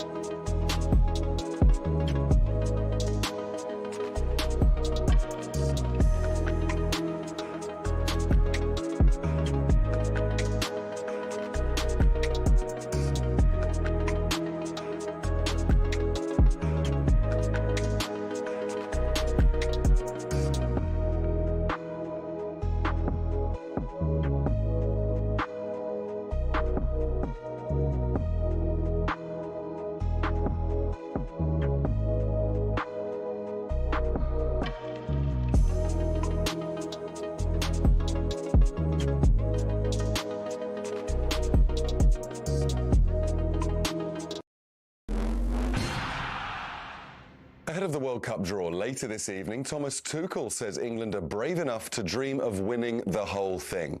We'll find out who England and Scotland have drawn from 5 p.m. with a special programme watching along on talkSPORT. Many, though, are not sold on the expansion to 48 teams, but Arsene Wenger insists it won't drag down the quality. To qualify, you need to beat the other teams of your confederations. And that's a sign of quality. It's just down to the results. The teams are not there by coincidence or because they've been invited. They are here because they've beaten some teams. Now, these are the games you have to win. The thoughts of a frustrated and angry Ruben Amorim after Manchester United conceded late to draw with West Ham. We asked him if they suffered from complacency. There was not a big pressure from the opponent for us to control the game. Was more second balls. Man United are back in action on Monday night away to Wolves, live on talkSPORT. Sale will be without England fly-half George Ford for their Champions Cup opener against Glasgow this evening. He picked up a groin injury last week, meaning Rob Dupree will deputise at number 10. And Lando Norris says he has nothing to lose heading into this weekend's F1 season finale. He leads the championship by 12 points with Max Verstappen and Oscar Piastri both in with a shout. Get more at talksport.com.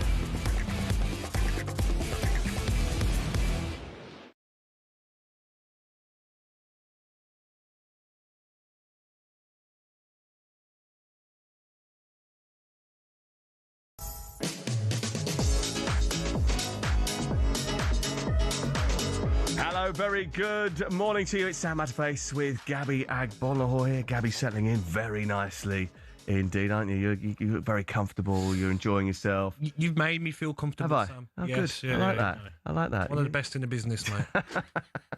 After Crookie. After Crookie, who will join us a little bit later on. Talking of best in the business, time now to catch up with the latest odds, all thanks to BetMGM. And Dan Towns is going to join us. It's showtime on talkSPORT with BetMGM. Get ready for the golden era of sports betting. Visit betmgm.co.uk or download the app. 18+ gambleaware.org. Have I told you, Gabby, about the wonderfully generous, the wonderfully charismatic soul that is BetMGM's Dan Towns, who's with us to look at today's top sporting events and discuss the latest odds. Hi, Dan. Good morning, Dan. Morning, gents. You okay? Everything okay? You had a good week? You've enjoyed yourself? I had a great week, thank you, Sam. And I think you had a good Tuesday night, didn't you? It may have been that after Newcastle against Tottenham on Tuesday night, that Dan, who had his half and half scarf on, Tottenham and Newcastle, was, because it's a big corporate event for BetMGM, Tottenham against Newcastle, at James Park. He invited us up to the BetMGM box. Whoa! Whoa! Oh, what's it like? It's some place. It was like a palace. So we went in there, and he entertained us royally. What a nice guy. I did, but before that, I was also talkSPORT waiter, wasn't I? Because you and Troy sat there freezing freezing cold, I bought you tea and coffee out, and then got a complaint from Troy that I'd accidentally put milk in your coffee, which I didn't realise you didn't take. Yeah. So I had to go back in to bring you another black coffee back out. Sound like a nice guy, though. Yeah, what a great guy. Yes. What a great guy. Right, okay. Let's talk about... well, should we start off by talking about the sporting events for the weekend and what's going to happen over the Premier League match day? Let's do that. So just going to start with the early kickoff. And Gabby, your Aston Villa head to the... Oh, they don't head. They host the league leaders. Villa, 8 wins on the spin at home in all competitions and coming off the back of a 4-3 win at Brighton midweek. They'll be coming into this in loads of confidence. They're just over 3-1, which I think is a big price. And Unai Emery's record has only seen him lose twice to his former club. Arsenal, as you'd expect, being top of the league, they picked up more points on the road than anyone else. And they just keep rolling on whilst everyone else seems to be falling over each other and trying not to pick up points. Arsenal, the odds-on favourite with a draw at 5-2. And then I just wanted to touch on Man City, who host an informed Sunderland. City picked up 2 in a row, but they conceded 6 in those 2 games, which would have been inconceivable a couple of years back. Sunderland 6th, 5 points behind City. Picked up a point in the week at Anfield, as we know, and won at Chelsea and Forest also this season. City are odds on, but Sunderland are around 11-1, which, just to give some context, was a similar price as Leeds were last week as they headed to the Etihad. And on form, you wouldn't put it past them to go and continue to cause a surprise, and they'll give it a good go. And they've been so impressive this season. I just think 11-1 is a huge price. It's a huge price, but Manchester City's statistics for their home games are absolutely out of this world. They've won their last 6 at the Etihad Stadium. Each week we're placing a prediction on some of the upcoming games on Golden Goals. If we correctly guess the exact score, then BetMGM will donate £500 to our chosen charity, Prostate Cancer UK. Now, the totals are 0-0-0. Basically, me, Troy and Crook have been useless at it so far this season. But Troy wasn't here last week, and stepping into his shoes was Scott Minto. And Scott Minto, once a Champions League record holder, by the way, when he was playing for Benfica, absolutely nailed it, Dan. He did. He predicted correct Chelsea and Arsenal as a 1-1 draw. So he's managed to add, because we had 500 quid in the pot because we made a donation because Troy got a question right on one of our features earlier in the season. But from a correct score prediction perspective, only Scott Minto has done it. So we've got £1,000 there, which is good. And Sam, we're going to kick off with your score prediction for Fulham Palace. I'm going to go for a Fulham victory, which is strange because I think Crystal Palace are a very, very good team. But I saw Crystal Palace on Sunday. They've had to play in midweek as well. This is a team that have had to play a lot of football, just look a little bit jaded. Fulham 2, Palace 1. Yeah, Fulham scored. I looked at this earlier. I couldn't believe this. Fulham scored in every home game bar 1 this season. That was against the league leaders Arsenal. So they're good at scoring at home. They've won 4 of the last 6 there as well, Dan. They have, and actually, Fulham are their form is probably better than people perceive it to be until you look into the detail. But Palace haven't actually lost to Fulham at Craven Cottage since 2005, so that's 20 years. But Fulham 2, Palace 1 is 17-2. Gabby, and this is your debut. We've also given you a London derby, so we want your score prediction for Spurs versus Brentford. Well, Spurs to lose at home is odds on now, isn't it? It's normal. They've made that a normal procedure at home. Disappointing against Fulham last time out at home, lost that game. Brentford are a better team than Fulham, so I'm going to go for a Brentford win, 2-1. Yeah, I don't think Spurs have won since the opening day of the season. Brentford have lost. Yeah, it's not been great at home for Thomas Frank. Brentford have lost 3 away games on the trot, but this fixture hasn't ended. Can I change that then? Fixture hasn't ended 2-1 to either side since 1907, I'm reliably informed. But Thomas Frank, old club. Old club, exactly. Yeah, it adds a little bit more spice to the fixtures, doesn't it? 2-1 Brentford win is 8-1, so the double's around the 80-1 mark. But as we always say, let's try and get some more money, like Scott Minto did in the prostate cancer fund. So Crookmeister didn't bother sending you a video or us a video predicting a score this weekend? The basketball game, mate. Oh yeah, Sam, seriously, he's walking around America hobnobbing with Robbie Williams. Last time we didn't ask him for a prediction because he wasn't on the show on the Friday. He kicked off and said how disappointed he was he hadn't been asked. So we messaged him yesterday. What have we heard? Nothing. Crookie's that sort of character, though. You know, if he gets new friends, more famous friends, he'll forget about his other friends. Oh, Gab, you're in the circle of trust now. We'll kick Crookie out. Good lad. Yeah. Just a quick one on I'm a Celeb. We'd probably be seeing Crookie in there in the next couple of years, I would have thought. He would last probably about 2 days. Who's going to win it?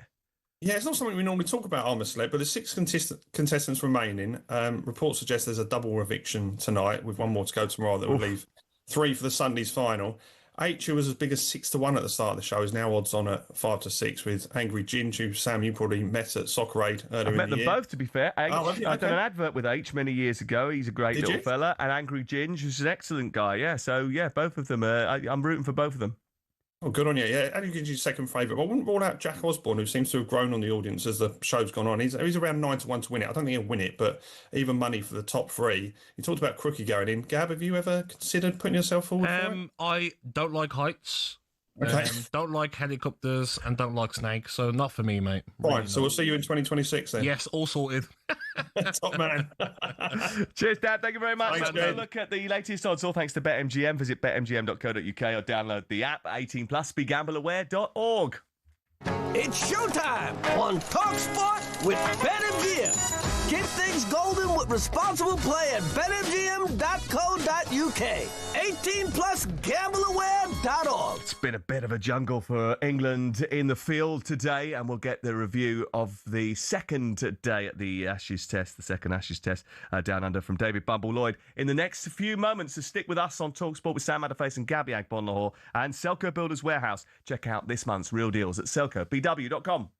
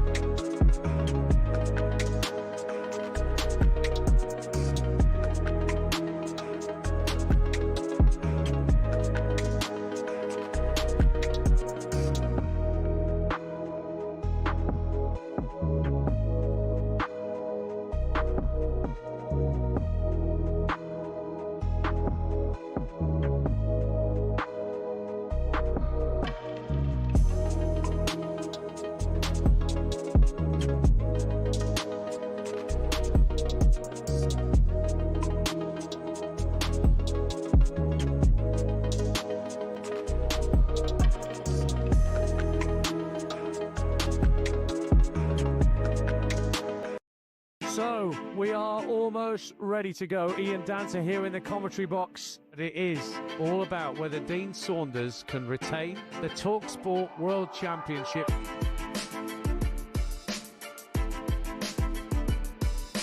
To win the leg. She's got it! Gets it! Double 9! He refuses the handshake.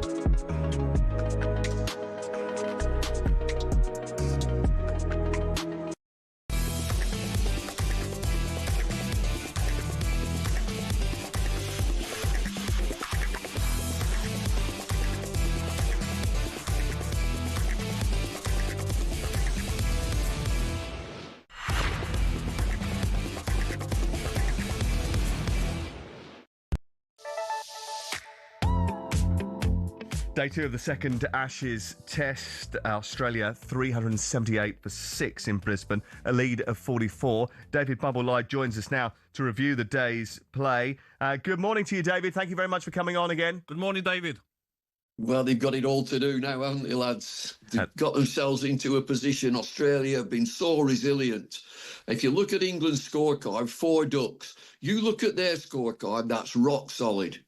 Yeah, absolutely. How have England sort of contributed to the problems, though, with their performance in the field, David? Yeah, drop catches. And again, it's sultry. It's unbelievably hot. And I come back to what we've said before, Sam, that you've got to be out there and acclimatising and getting used to everything about the atmosphere and building stamina into your body. You lose concentration, you drop catches. We've dropped 4. Well, one positive, how good was Will Jacks? His catch? It was some catch, wasn't it? It is. I mean, Phil Tufnell was talking about there's been some real sloppy stuff and some fabulous catches. And so that comes back to consistency, doesn't it? And concentration. And concentration, if it's unbelievably hot and sticky, your concentration wavers. And Brydon Cast took 2 really important wickets, but he was really expensive as well, wasn't he? How do you assess the bowling and the way that England performed with the ball, David? Well, I tend to look at Australia and say that we will target what they consider to be vulnerable players. And if they go after Karsh and be very aggressive, he's got to then come back and Stokes has to push the field back so there are no catches in there. I think they've been very savvy so far, Australia. I mentioned they're very resilient. They bat all the way down. Inglis comes into the team, Josh Inglis, and he really strengthens that batting. Nisa, who's in now, he's no mug. He averages 42 in Championship cricket. What's the strategy for tomorrow then? New ball. The new ball is everything for England. They've got to clean this up because you're going to have a deficit. As it is now, it's manageable. But if they get Australia, they always deal in 450 first innings. If they get a lead of 120, look out. Can you sort of carve out a path for England to come back and win this Test match? Yeah, I can. In the third innings, to keep that deficit to an absolute minimum, and then you've got to play out of your skin and play sensibly and play the situation. Play like Joe Root. Just have a look at that template and play like Joe Root. Don't give it away, as we did in that first innings. 2 or 3 of them give it away. So you blame some of the catches that we're dropping on conditions, slippy hands, conditions. That's what you're putting it down to? Concentration, really, in that, if you haven't been out there, I mean, Brisbane is so hot and so sultry and humid. You've got to get that into your body for weeks before, a couple of weeks before, because your concentration drops. They will practice like mad just in slip corners. They catch everything. Get into a game situation. Game situations, in my opinion, in my humble opinion, game situations pay the rent. And England didn't go out there early enough. Is that what you're saying, basically? Well, yeah, again, and it is what it is. You can't blame the players. It's just the schedules that are so tight. That you've got to rest players, and Gabby knows that. You've got to rest players to get them ready to perform. Bumble, thank you very much for coming on again. Appreciate that. Thank you, mate. Appreciate it. See you Catch again you soon. over the weekend. That's David Lloyd joining us live on talkSPORT. I would say we'll probably see him later in the week. Might even see him Monday, but the way the Test matches are going at the moment, I doubt we'll get to 5 days, I'm afraid. For all your Ashes content, by the way, you can subscribe to the talkSPORT Cricket YouTube channel and the following on podcast feed. John Norman is recording that right now, so you'll get that podcast a little bit later today. Craig is on the line. He's called us about the ticketing system at the World Cup, and he's got an interesting proposal. Hi, Craig. Good morning, Craig. Hi, Sam. Morning, Gabby. Yeah, I'm just thinking it's out of most people's reach to be able to go to America and the flights, the accommodations. And it's something I just thought of. Could the English FA buy all the England tickets and then sell them back to the England fans at a reasonable price? Obviously, if you've got guys that have followed England around the world and then they can't afford to go and they're just being bought by corporates, it's just not fair. And I think the English FA, ballpark figure, maybe £5 million, and then sell them back to the England fans, I think it's doable. Do you think that the FA should be operating in that manner because it's not really their responsibility to do that, but actually because of the good of the game, because of the good of the fans, it might be a good idea to do it. But also, should they be subsidising it in some way so that it is more palatable for the hardcore England fans to go? As a one-off, Sam, yeah, I think they should. You know, I think they've got the money sat there. These fans who have followed England for years, it'd be a great gesture from the FA to give them something back. It would make it actually more palatable, wouldn't it? That they wouldn't have to lay out all that money initially. They could just buy all the tickets. I mean, obviously, I don't know what the ticketing system is, but I'm going to guess that the FA have thought about this and there's some sort of technical way of operating the tickets where each ticket has to be assigned to a certain supporter and there's a QR code that only comes alive 2 minutes before you walk into the ground or something like that to stop you from passing them on. I understand all the sort of security protocols and the fact they don't want touts, but at the same time, that shouldn't be an excuse to ramp up the tickets and make it more difficult for the genuine fan to be able to attend these games. But I think it'd be more the opposite way around. I think if English FA bought the tickets, then they've got all the systems, the protocols, the England members, the England club, everything to make sure that they don't go to the touts and that they do go to the proper fans. Yep, I like that. I like the proposal, don't you? Yeah, 100%. But is it realistically going to happen? You know, like you can see what FIFA are doing compared to UEFA.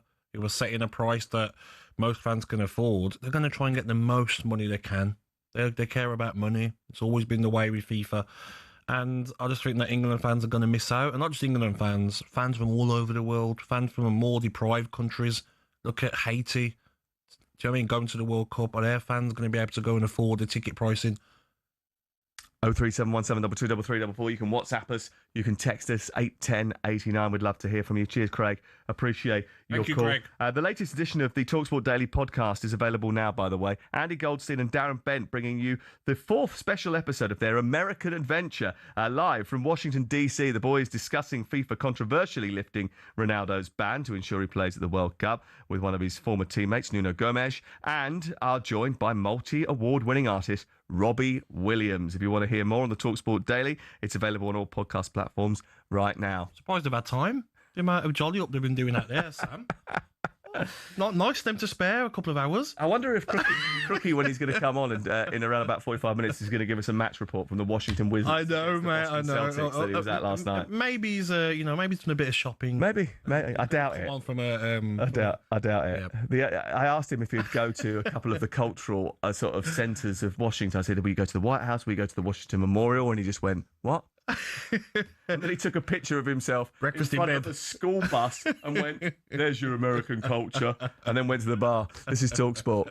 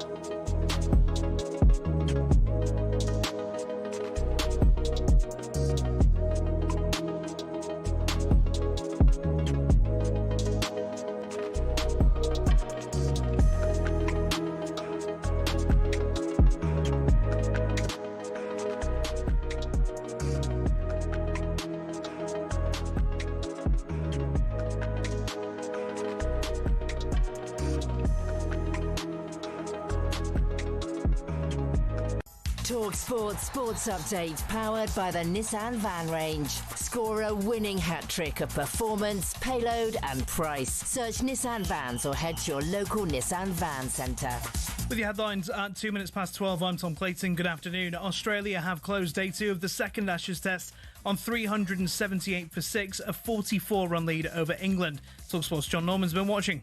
England have been a little bit better with the ball, but they have been terrible in the field. They've put down 5 chances and all pretty much have cost England. Get all the fallout on talkSPORT's Following On podcast or on the talkSPORT Cricket YouTube channel.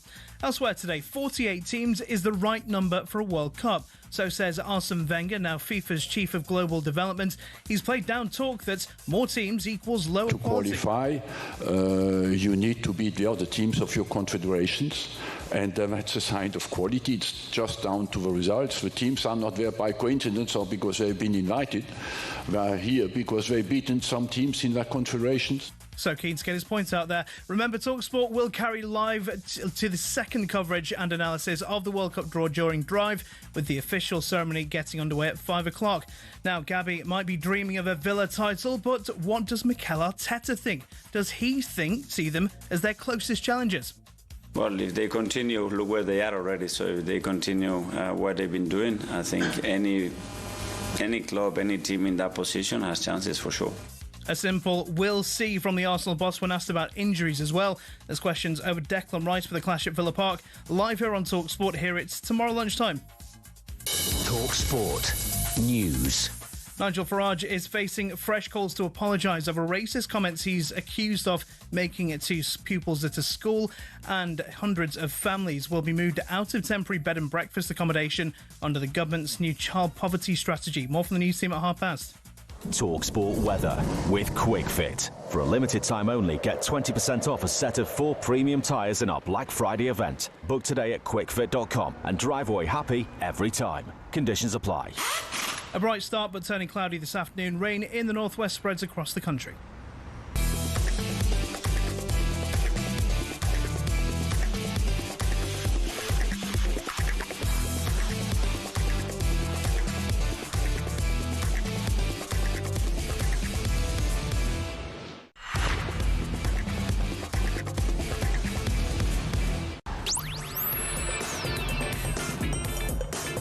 Hello, very good afternoon to you. It is midday, it is Friday, it's Fun Boy Friday with the Gabby Agbonlahor. The Saltmeister will be with us from Washington, D.C. at 12:45 today. Stick around for that. We'll be setting the scene of what's happening before the World Cup draw. And Adrian Durham is joined by a cast of experts for the World Cup draw at 2026 at 4 o'clock this afternoon on World Cup Drive. And then Goldstein and Bent are back at 7 for the World Cup after party. Where could that possibly be? I don't know. You do want to know. I know. I want to be there. I'm just jealous. You are jealous, aren't you? You've been sticking the boot. I'm very salty. You are. You're almost as salty as the Crookmeister. Right, I'm delighted to say that James Featherstone, the owner of Omni Sports, leading football agency, has come in to speak to us today. Hi, James. Hi, Sam. How are you doing? Yeah, very good, thank you. Just to sort of make sure that everybody knows, you're the agent of Adam Wharton. Yes. You've been the agent for Joe Hart. You are the agent for Chris Smalling. Yeah. Were you James Beattie's agent at any Certainly time? was. Yeah? Yeah. Not quite as good as Gabby, but he was up there. To be fair. Good player. Very good. But you've been involved in football for a very long time. You started off as a player yourself, didn't you? Did, absolutely, yeah. So I was at Leeds United, my beloved Leeds United, as a young boy. I went to Blackburn Rovers, brief stint at Scunthorpe United, and that was the end of my very short career. Was that because of injury? I would say that, but then equally as well, I think, if I'm really honest, I wasn't good enough. But you've got a stable of players that certainly are. What made you want to become an agent? It kind of found me, if I'm honest. So I had no plans to go back into football, remain in football. I actually did 8 years in banking. And then credit crisis, if everybody's remembers that or got the wounds from that experience. That came along, banking, obviously the landscape changed completely. And then those friends effectively that I'd played with, they'd gone on to forge great careers. I'd had good, bad, indifferent experiences with agents and was effectively invited in because probably without realising it, I'd become a sounding board for them in other areas of their life. And when I was kind of venting to them, telling them about the credit crisis and how difficult banking was. It was a rather obvious step to make, and never really looked back, and eternally grateful for all the years I've been doing it. So you said you've got Adam Wharton, Chris Smalling as well playing in Saudi, and Joe Hart, obviously retired now. From my playing days in my agent, I was with him all the way through, and when I signed in my agent, it was like finding out who else he'd had before. So does that help with like gaining new players? They can speak to a Joe Hart and say, yep, he was top, he was loyal, he got me the best deals, he got me the best moves. How important is that for an agent? Yeah, of course, it always helps, doesn't it? I mean, any walk of life, if you're going to have an extension built, you probably want to get some referrals on who's giving you a quote. But I don't know, I struggle with that one. It's about the individual, right? It's about them. No two journeys are the same. No two careers are the same. So I struggle with just kind of dropping a name and, we've looked after him, therefore we could easily do a job for you. I think for me, it's more about committing to that individual. And ultimately, it's about going on a journey with them. And, if you genuinely feel like you can add value and make a difference, and ultimately, it's people business, right? They're a human being. You're a human being. It's got to be a two-way street. You can't just, I always say our job's to tell players what they need to hear, not what they want to hear. And I think that's a common mistake. I see it a lot where people are happy to just tell them what they want to hear, but you're actually harming them, right? Because they're not going to get there, or if they do get there, it's going to take longer. I found that with my agent. It was like he became one of my really good friends. Absolutely, because you tell him everything, your family problems in your private life, and they tell you the right thing, not what you want to hear, like you says. 100%. And I always talk about gratitude, and we're incredibly privileged to be in football and to be allowed to go on these journeys because. Look at the surroundings here. This is all built on sport, right? It's all built on football. So to be part of that and to be part of debuts and first goals and first international call-ups, and it's not just the amazing things, by the way. It's as I'm sure you'd well remember, there's some really difficult moments that come along.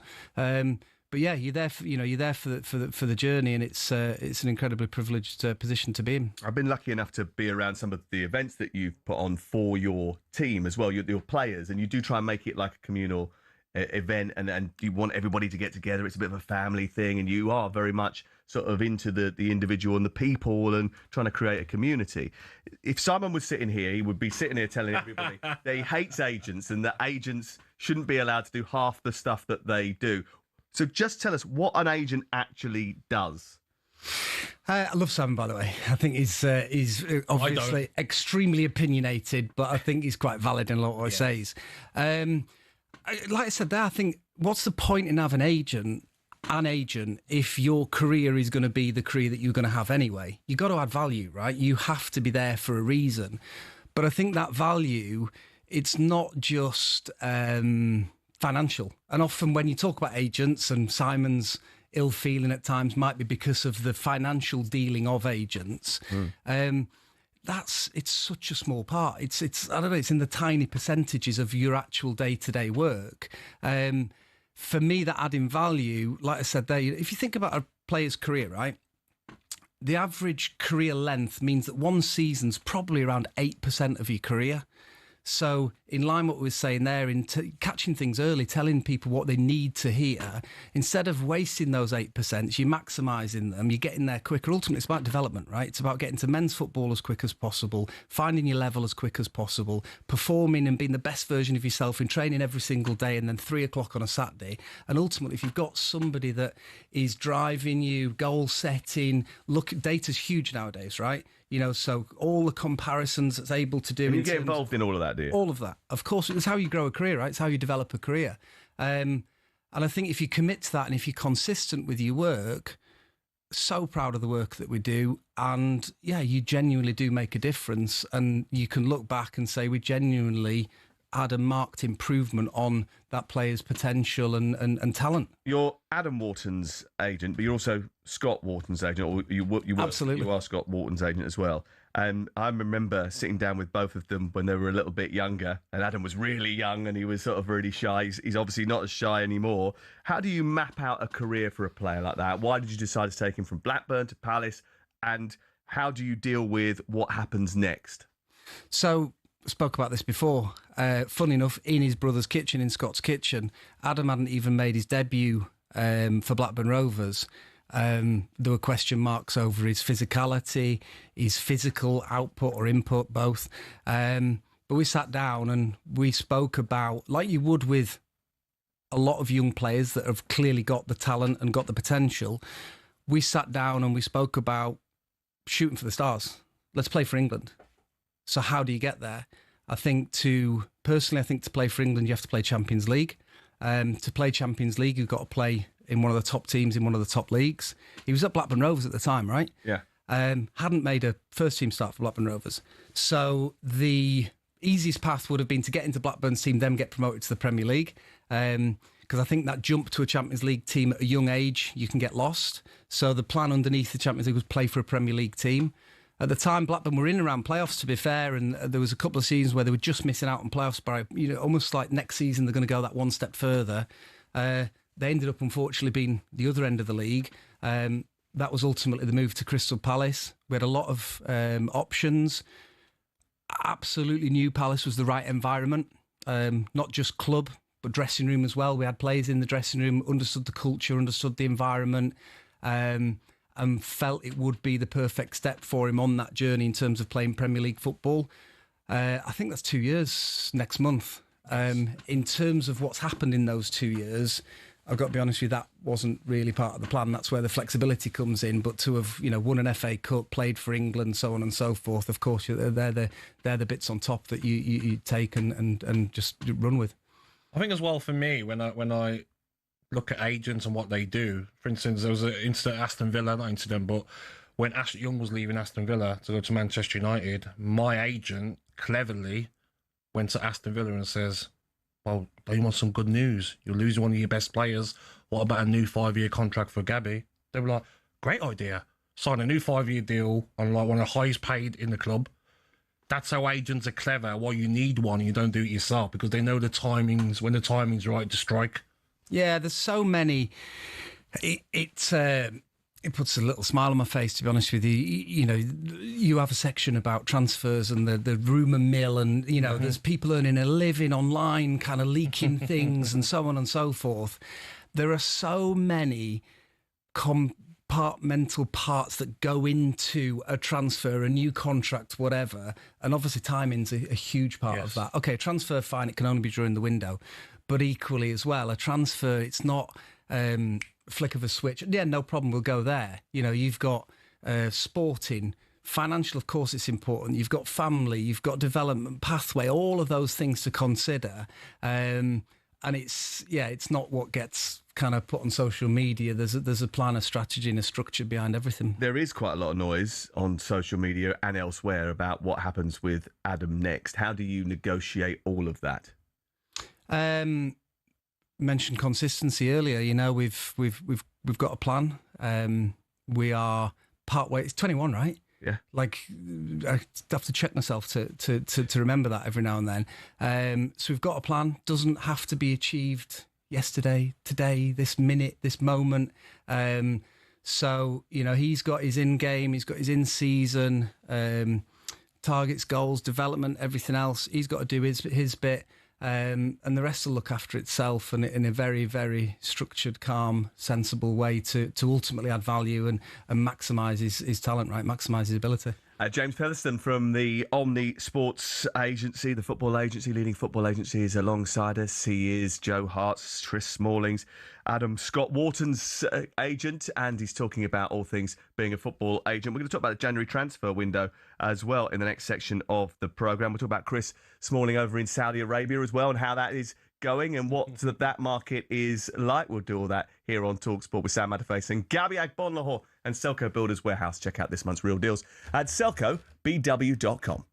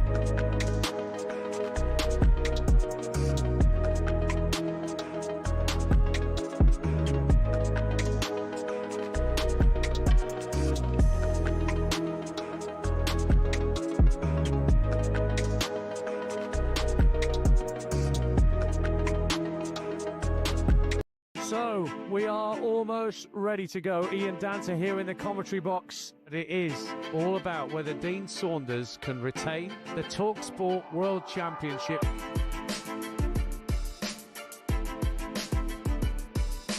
To win the leg. She's got it! Gets it! Double nine! He refuses the handshake.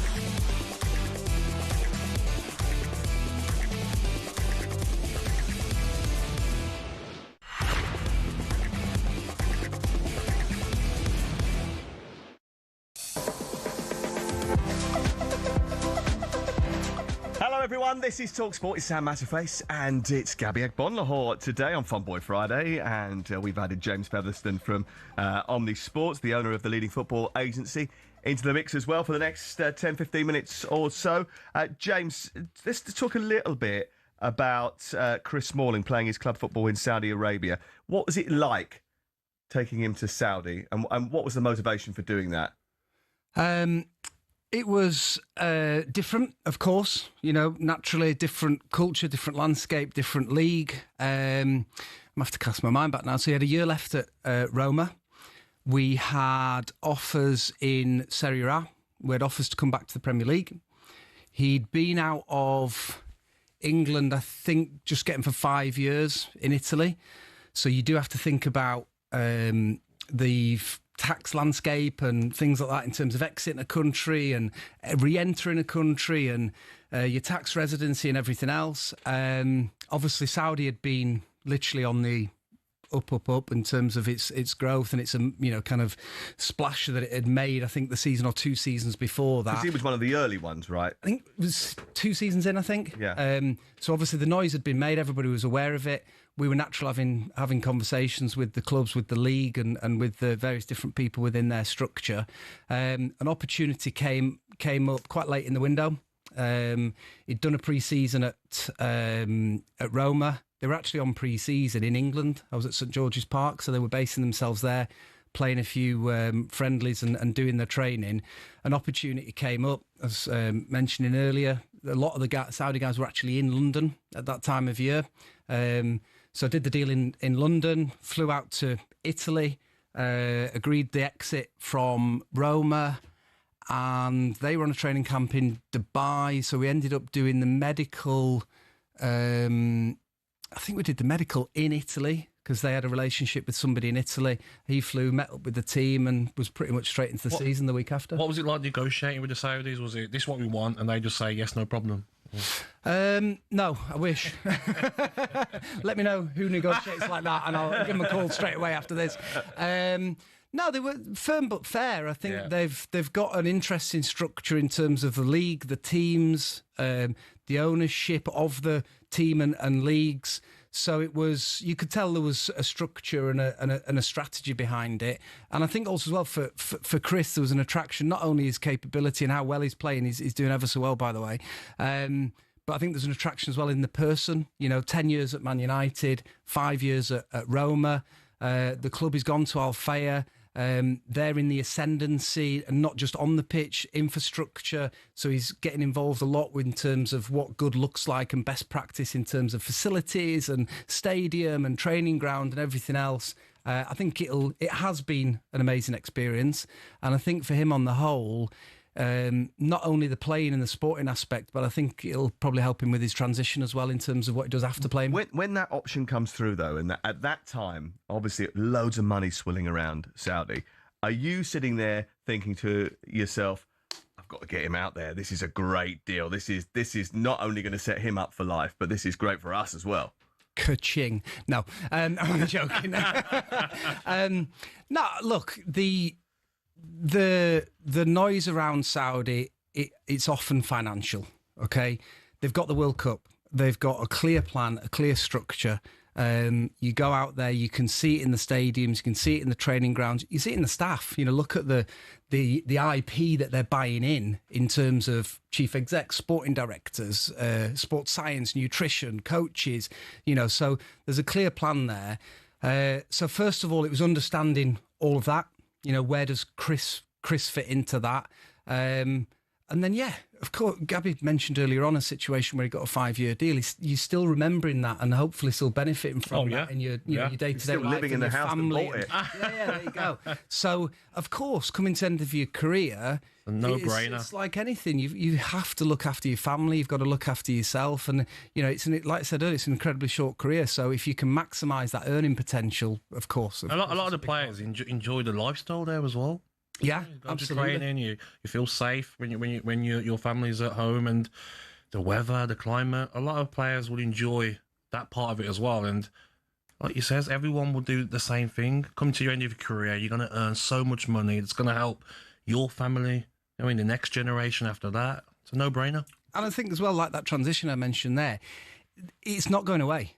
Like in terms of the way they've entered, the way they are now making it sustainable, that league isn't going away. So I think in terms of, if you think of that 10 years at Man United, that might be an ambassador role. If you think of 5 years at Roma, that might be some sort of corporate ambassador, whatever it may be. To have then gone to Saudi, to be one of the pioneers, English players to have gone, that's something that, you know, it could be doing in 20 years, could be, you know, helping that transition. So can you see a scenario where the likes of Mo Salah or Vinicius Jr. are the next types of characters that the Saudis now go and try and pinch, just to elevate it? You said they've got a clear plan, they've got a clear structure. I mean, you look at the way the league is and what their ambitions are to get. I think they've got a 5-year and a 10-year plan in order to get to the World Cup in a certain sort of shape. So can you see a scenario where those two players end up in Saudi? Obviously, I can't talk about their personal situations, but players of that level, absolutely. I think in terms of the way it's gone, there was an immediate splash, wasn't there? Yeah. There's been a little bit of a drop off, and now you can tell the narrative is a bit more about sustainability and budget and things like that. So the sporting level needs to catch up. It has to get to be on a level with, you know, the Championship now. It's one of the top, if not 6, 7 leagues. Absolutely. Saudi's got to be replacing that, you know, in terms of the sporting level. But yeah, absolutely, why not? And equally as well, for a lot of the reasons we discussed there, for individuals and for players, it'll be part of their plan. It'll be part of their their journey as well. January transfer window is about to become the talking point. It always is once we get after Christmas. Now, everyone says it's so much harder in January. We can't do deals in January. You can never get the moves made in January. Why? I don't understand why that would be the case, because you guys are obviously working now, thinking about what could happen. Yeah, of course. And it's always busy, but it might not be busy in terms of actual transactions. In terms of why it's more difficult, it's a short window, so naturally a time thing. I guess it's like anything. Put a budget on something and you tend to spend it, right? You don't tend to leave headroom, and you know, because you probably spend it in the hope that you'll get a little bit more. So budgets tend to be a little bit more structured, set, available. The window in the summer is more structured, and you know, it's more time, and contracts are coming to an end. So there's just, again, I said earlier about transfers having so many more kind of parts to them. There's probably more of those parts. I think in January more than ever, the replacement aspect comes as well. You know, you're mid-season. To lose somebody, you really have to have somebody either in the building or an ability to go and acquire somebody that is going to be not just a replacement but an upgrade from that person if you're letting them go out the building. Might have to pay more as well. For sure.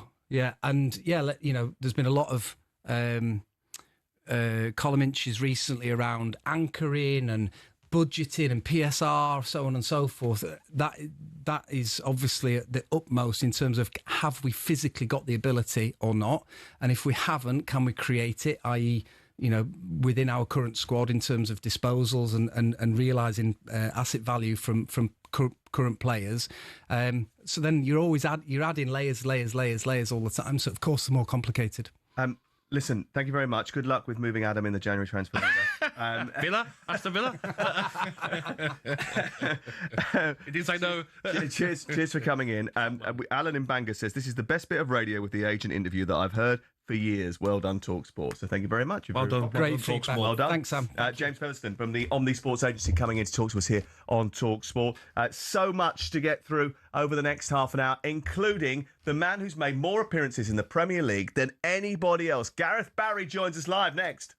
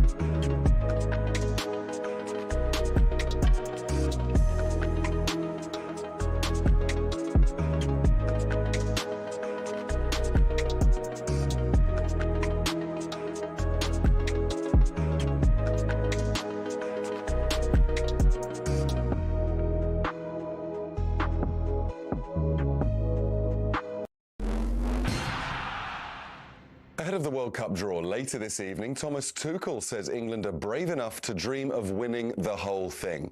We'll find out who England and Scotland have drawn from 5 p.m. with a special programme watching along on talkSPORT. Many, though, are not sold on the expansion to 48 teams, but Arsene Wenger insists it won't drag down the quality. To qualify, you need to beat the other teams of your confederations. And that's a sign of quality. It's just down to the results. The teams are not there by coincidence or because they've been invited. They are here because they've beaten some teams. Now, these are the games you have to win. The thoughts of a frustrated and angry Ruben Amorim after Manchester United conceded late to draw with West Ham. We asked him if they suffered from complacency. there was not a big pressure from the opponent for us to control the game. Was more second balls. Man United are back in action on Monday night away to Wolves, live on talkSPORT. Sale will be without England fly-off George Ford for their Champions Cup opener against Glasgow this evening. He picked up a groin injury last week, meaning Rob du Preez will deputise at number 10. And Lando Norris says he has nothing to lose heading into this weekend's F1 season finale. He leads the championship by 12 points, with Max Verstappen and Oscar Piastri both in with a shout. Get more at talksport.com.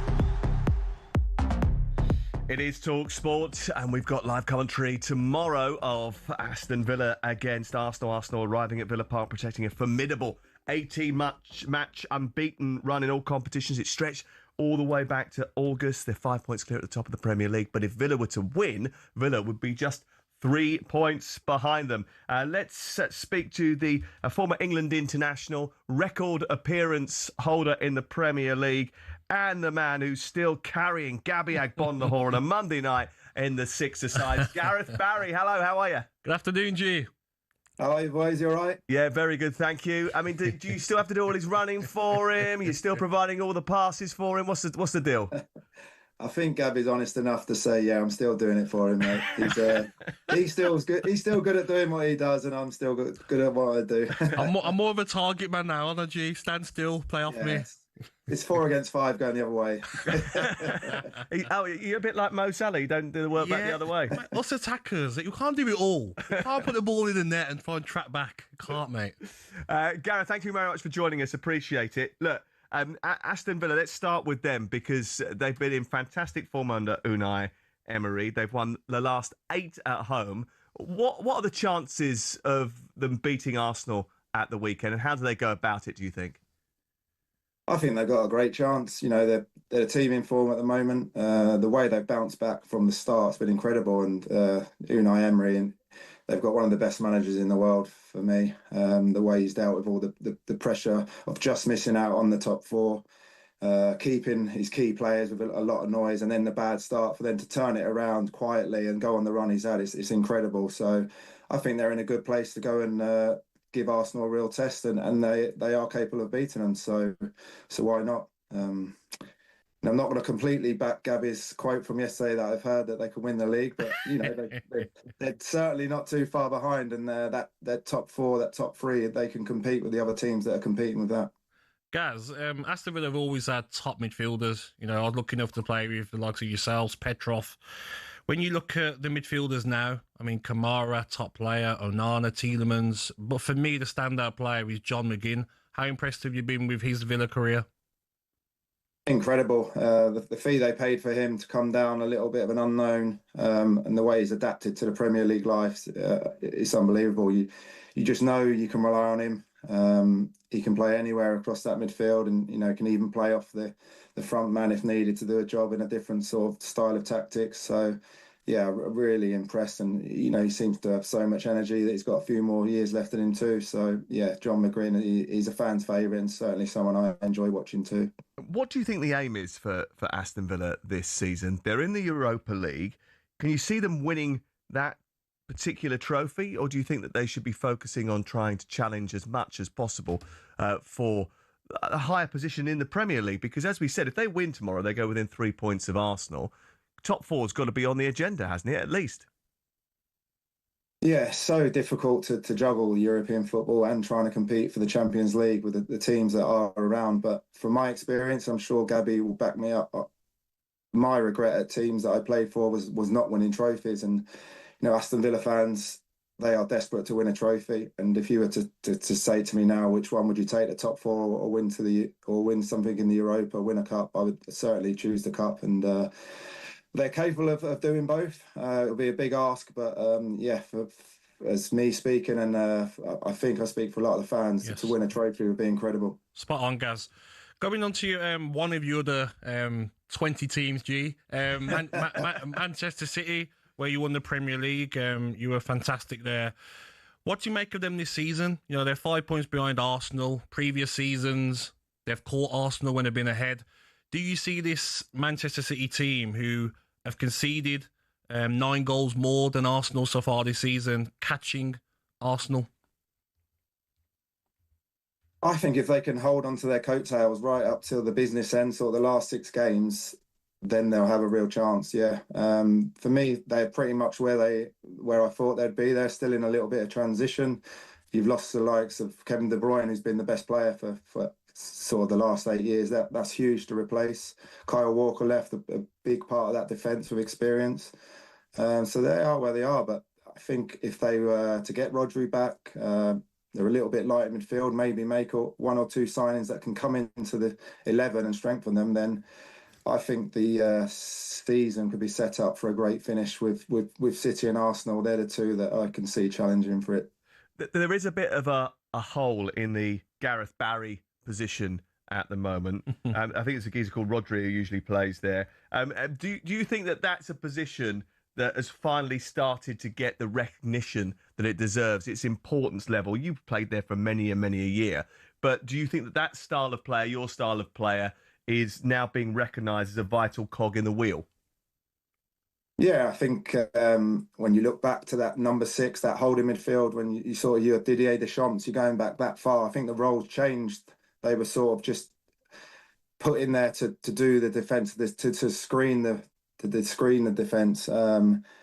But now there's so much more impotence put onto the role. You need to start attacks. You need to chip in with the odd goal, which the likes of Rodri, they do.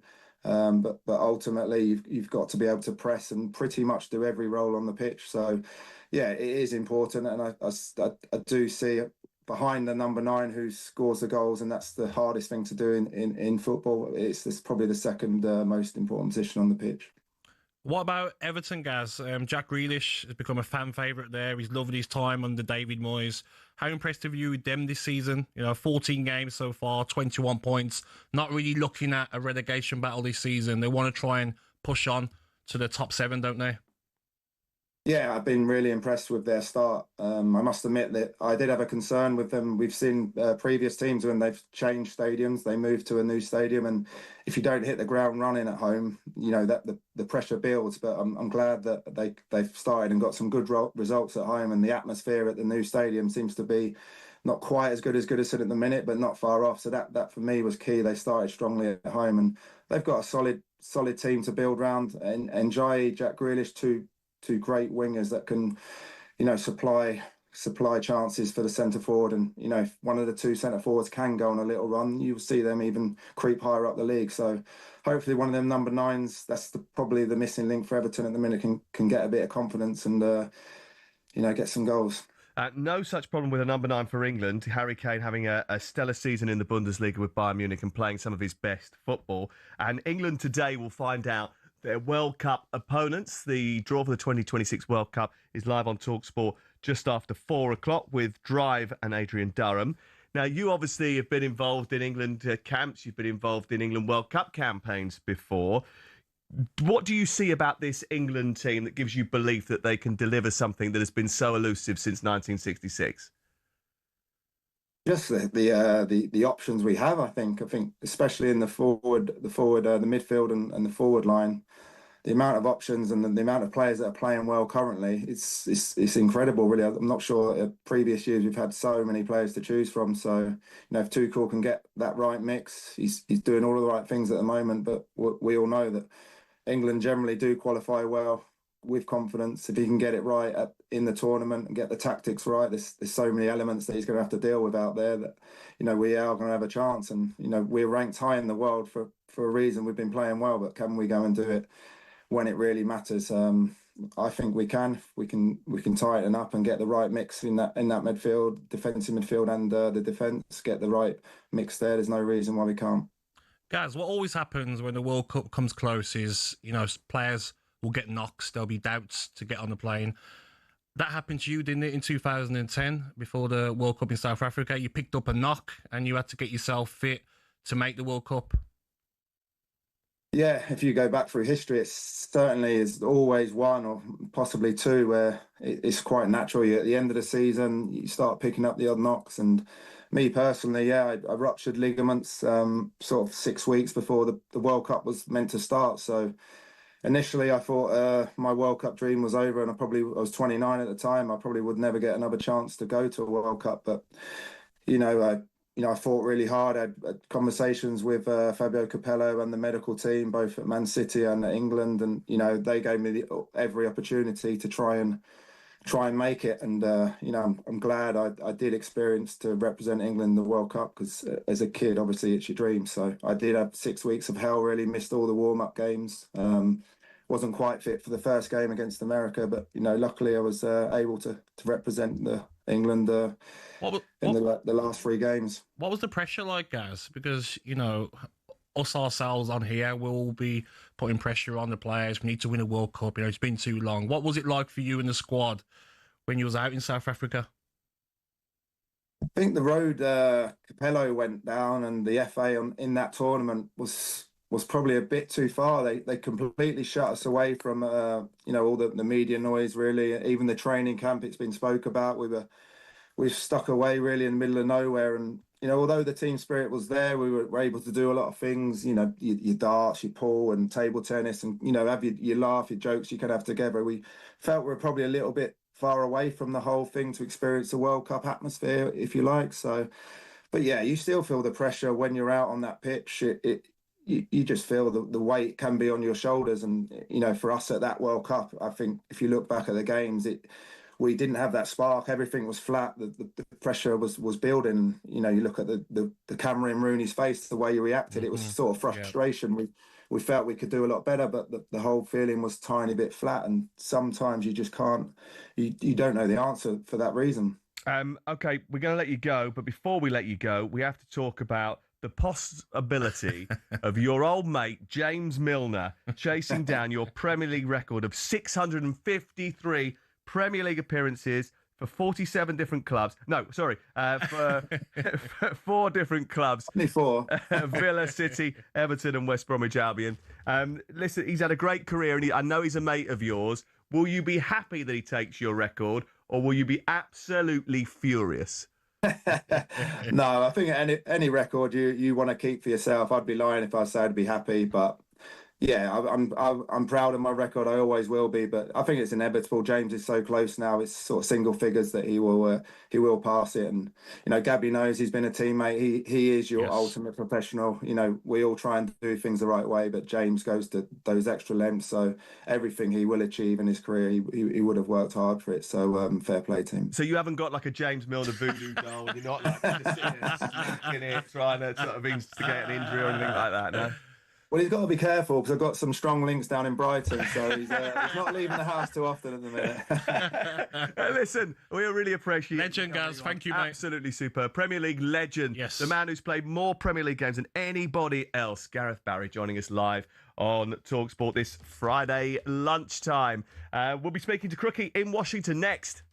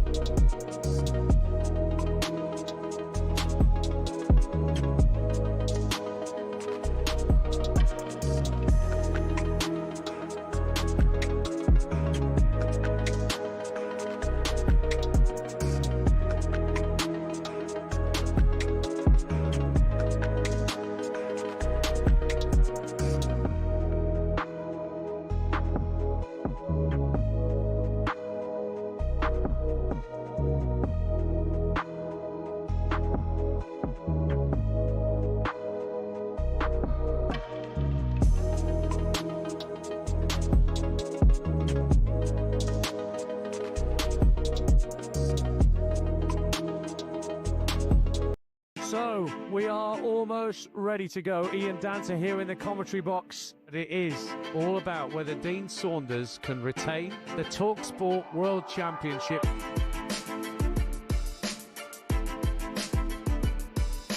To win the leg. She's got it! Gets it!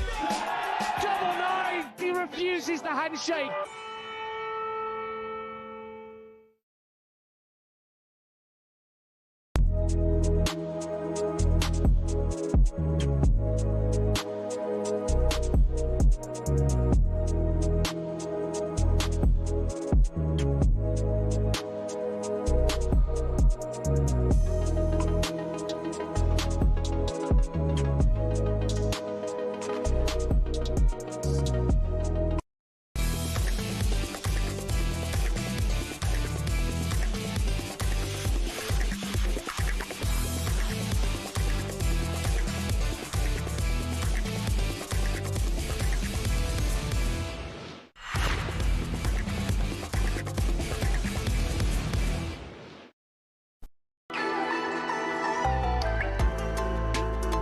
It's talkSPORT, it's Sam Matterface and Gabby Agbonlahor on Friday. Now, you may well be a little bit concerned because the third member of the team is not here today in the studio. But don't worry, we're going to Washington now to speak to the fifth member of the Village People.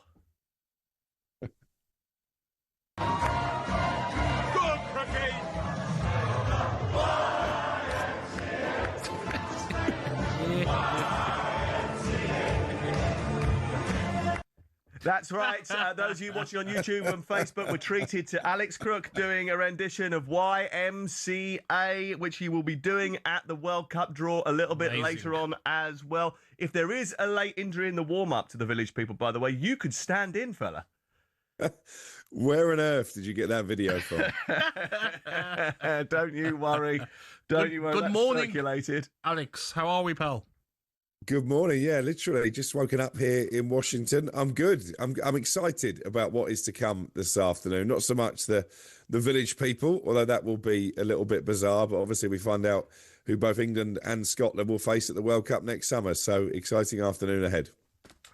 In terms of the way that the draw is going to work, we know that a lot of it is going to be computer generated.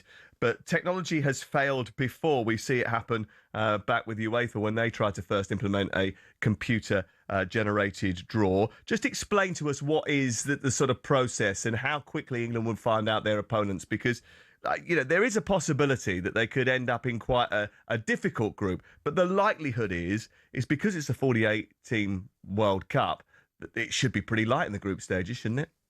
Yeah, I think even a difficult group could look quite easy as far as England are concerned. The draw gets underway at 5 o'clock UK time. It's at the Kennedy Centre here in Washington.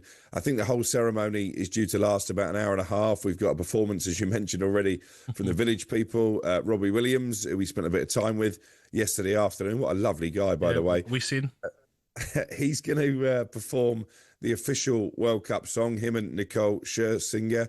We've got a performance from Andrea Bocelli as well. I've just been reading that Donald Trump, who is here in Washington for the draw, is going to address the 500-strong member of the auditorium. Well, he lives there. He was not there just for the draw. That's where he lives. Well, listen, when they booked me for this, it was going to be in Las Vegas. So the fact is in Washington, I think, is purely down to Donald Trump. We know he's going to become the first recipient of the so-called FIFA Football Peace Prize, which is divided opinion. But in terms of the draw itself, I think it's going to be about an hour and a half from 5 o'clock UK time before we find out the full makeup of exactly who's playing who. We won't know until tomorrow where the games are going to take place. So 24 hours before England fans can book their flights and their accommodation.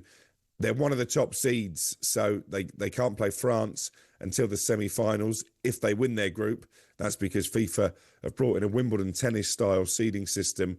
Norway, probably the most difficult team they can draw out of pot two, with Erling Haaland and Martin Ødegaard in their ranks. Morocco, the toughest test from pot three. And Jordan, as it stands, the highest-ranked team they could pull out in pot four. There is, though, always the caveat that if you finish third in your group, you still might get through. So it doesn't really matter how hard your group is. You would expect England to get through to the round of 32 anyway. But the idea of the sort of seeding and the keeping the big boys away only applies if you win your group, doesn't it? Yes, it does. Yeah, so England are paired with France in that respect. Argentina with Spain. The idea is those 4 teams get to the semi-finals. I'm sure the likes of Brazil and Germany and Portugal might have something to say about that. But you're right, it's almost harder to get knocked out in the group stage than it is to qualify. Only 12 teams go out, although Scotland managed it, of course, at the last World Cup. What do you make of that, Cookie, though? The tennis-style draw? Do you like it? I'm not sure that should be happening, really. No, I've got mixed emotions, to be honest. Listen, if we get to the semi-finals and it is Argentina against Spain on one half of the draw and England against France on the other, I don't think we'll be complaining because obviously it means that England have got to the last 4. But I prefer a random draw. No, you don't. No, you don't. That's absolute nonsense. You spent the last 2 tournaments, last 3 tournaments, telling everybody that England have got an easy draw and they've been lucky and this and that. This way, they have got a mapped-out route where they have to play the very, very best at the right times. Well, you have to play the best somewhere along the way. You don't, as you've already said, because you can completely kiboshed England's achievements at the 2018 World Cup because they didn't play anyone. Well, they played the best in Germany and lost to Spain. They didn't quite play the best in 2018 because they lost to Croatia in the semi-final. Again, they should have came through. Obviously, they played the best in the previous Euros when they lost to Italy in the final, and they came up against France in the quarterfinals in Qatar. I still think of all those tournaments, they played the best football in Qatar and obviously went out at the earliest possible stage. So maybe you've got a point. But they asked me on Drive yesterday, and you know, Sam, I'm usually the most cynical, sceptical England fan there is. How far can they go? I think we've got a genuine chance here. The climate is the big negative. The climate is the big negative. But unlike those previous tournaments, and I'm sorry, Sir Gareth Southgate, I'm not trying to undermine your achievements. You are. We've got a manager here who's got a genuine winning mentality. Let's still talking about underlying the climate and feeling the climate and feeling the energy of what it's like there. Gabby wants to talk to you about your holiday. Crocky, I don't know if you guys know, you and the Drive boys out there, or also Management Max, there's been a lot of complaints from other staff at talkSPORT about the jolly up you guys are having out there. So there's going to be a rotation system, I think, for the World Cup next year. He does. Other people want to jolly up, Cookie. He sounds like he's only just got up. Look at the smile on his face. Look at the smile on his face. Is his voice thick because he sampled all those bottles at the bar that he put on Instagram the other night? We're not happy, Cookie. I have only just got up because it's 7:30 in the morning over here. I'm not going to apologise. I was out at the Boston Celtics Washington Wizards last night in hospitality, yeah. But listen, in defence of Andy and Benty, they've probably worked harder over here than I've ever seen them work in the UK. I've got to be honest. They are putting a shift in. And we're bringing the colour back home, Gabby. That's what we're here for. Oh, the colour, okay. Oh, the colour, yeah. Bring the colour, yeah. Just bring the colour. Yeah, unlike you, who doesn't work hard at home or abroad. Anyway, listen, lovely to see you. Any chance you could actually turn up and come into the show next week? That would be great.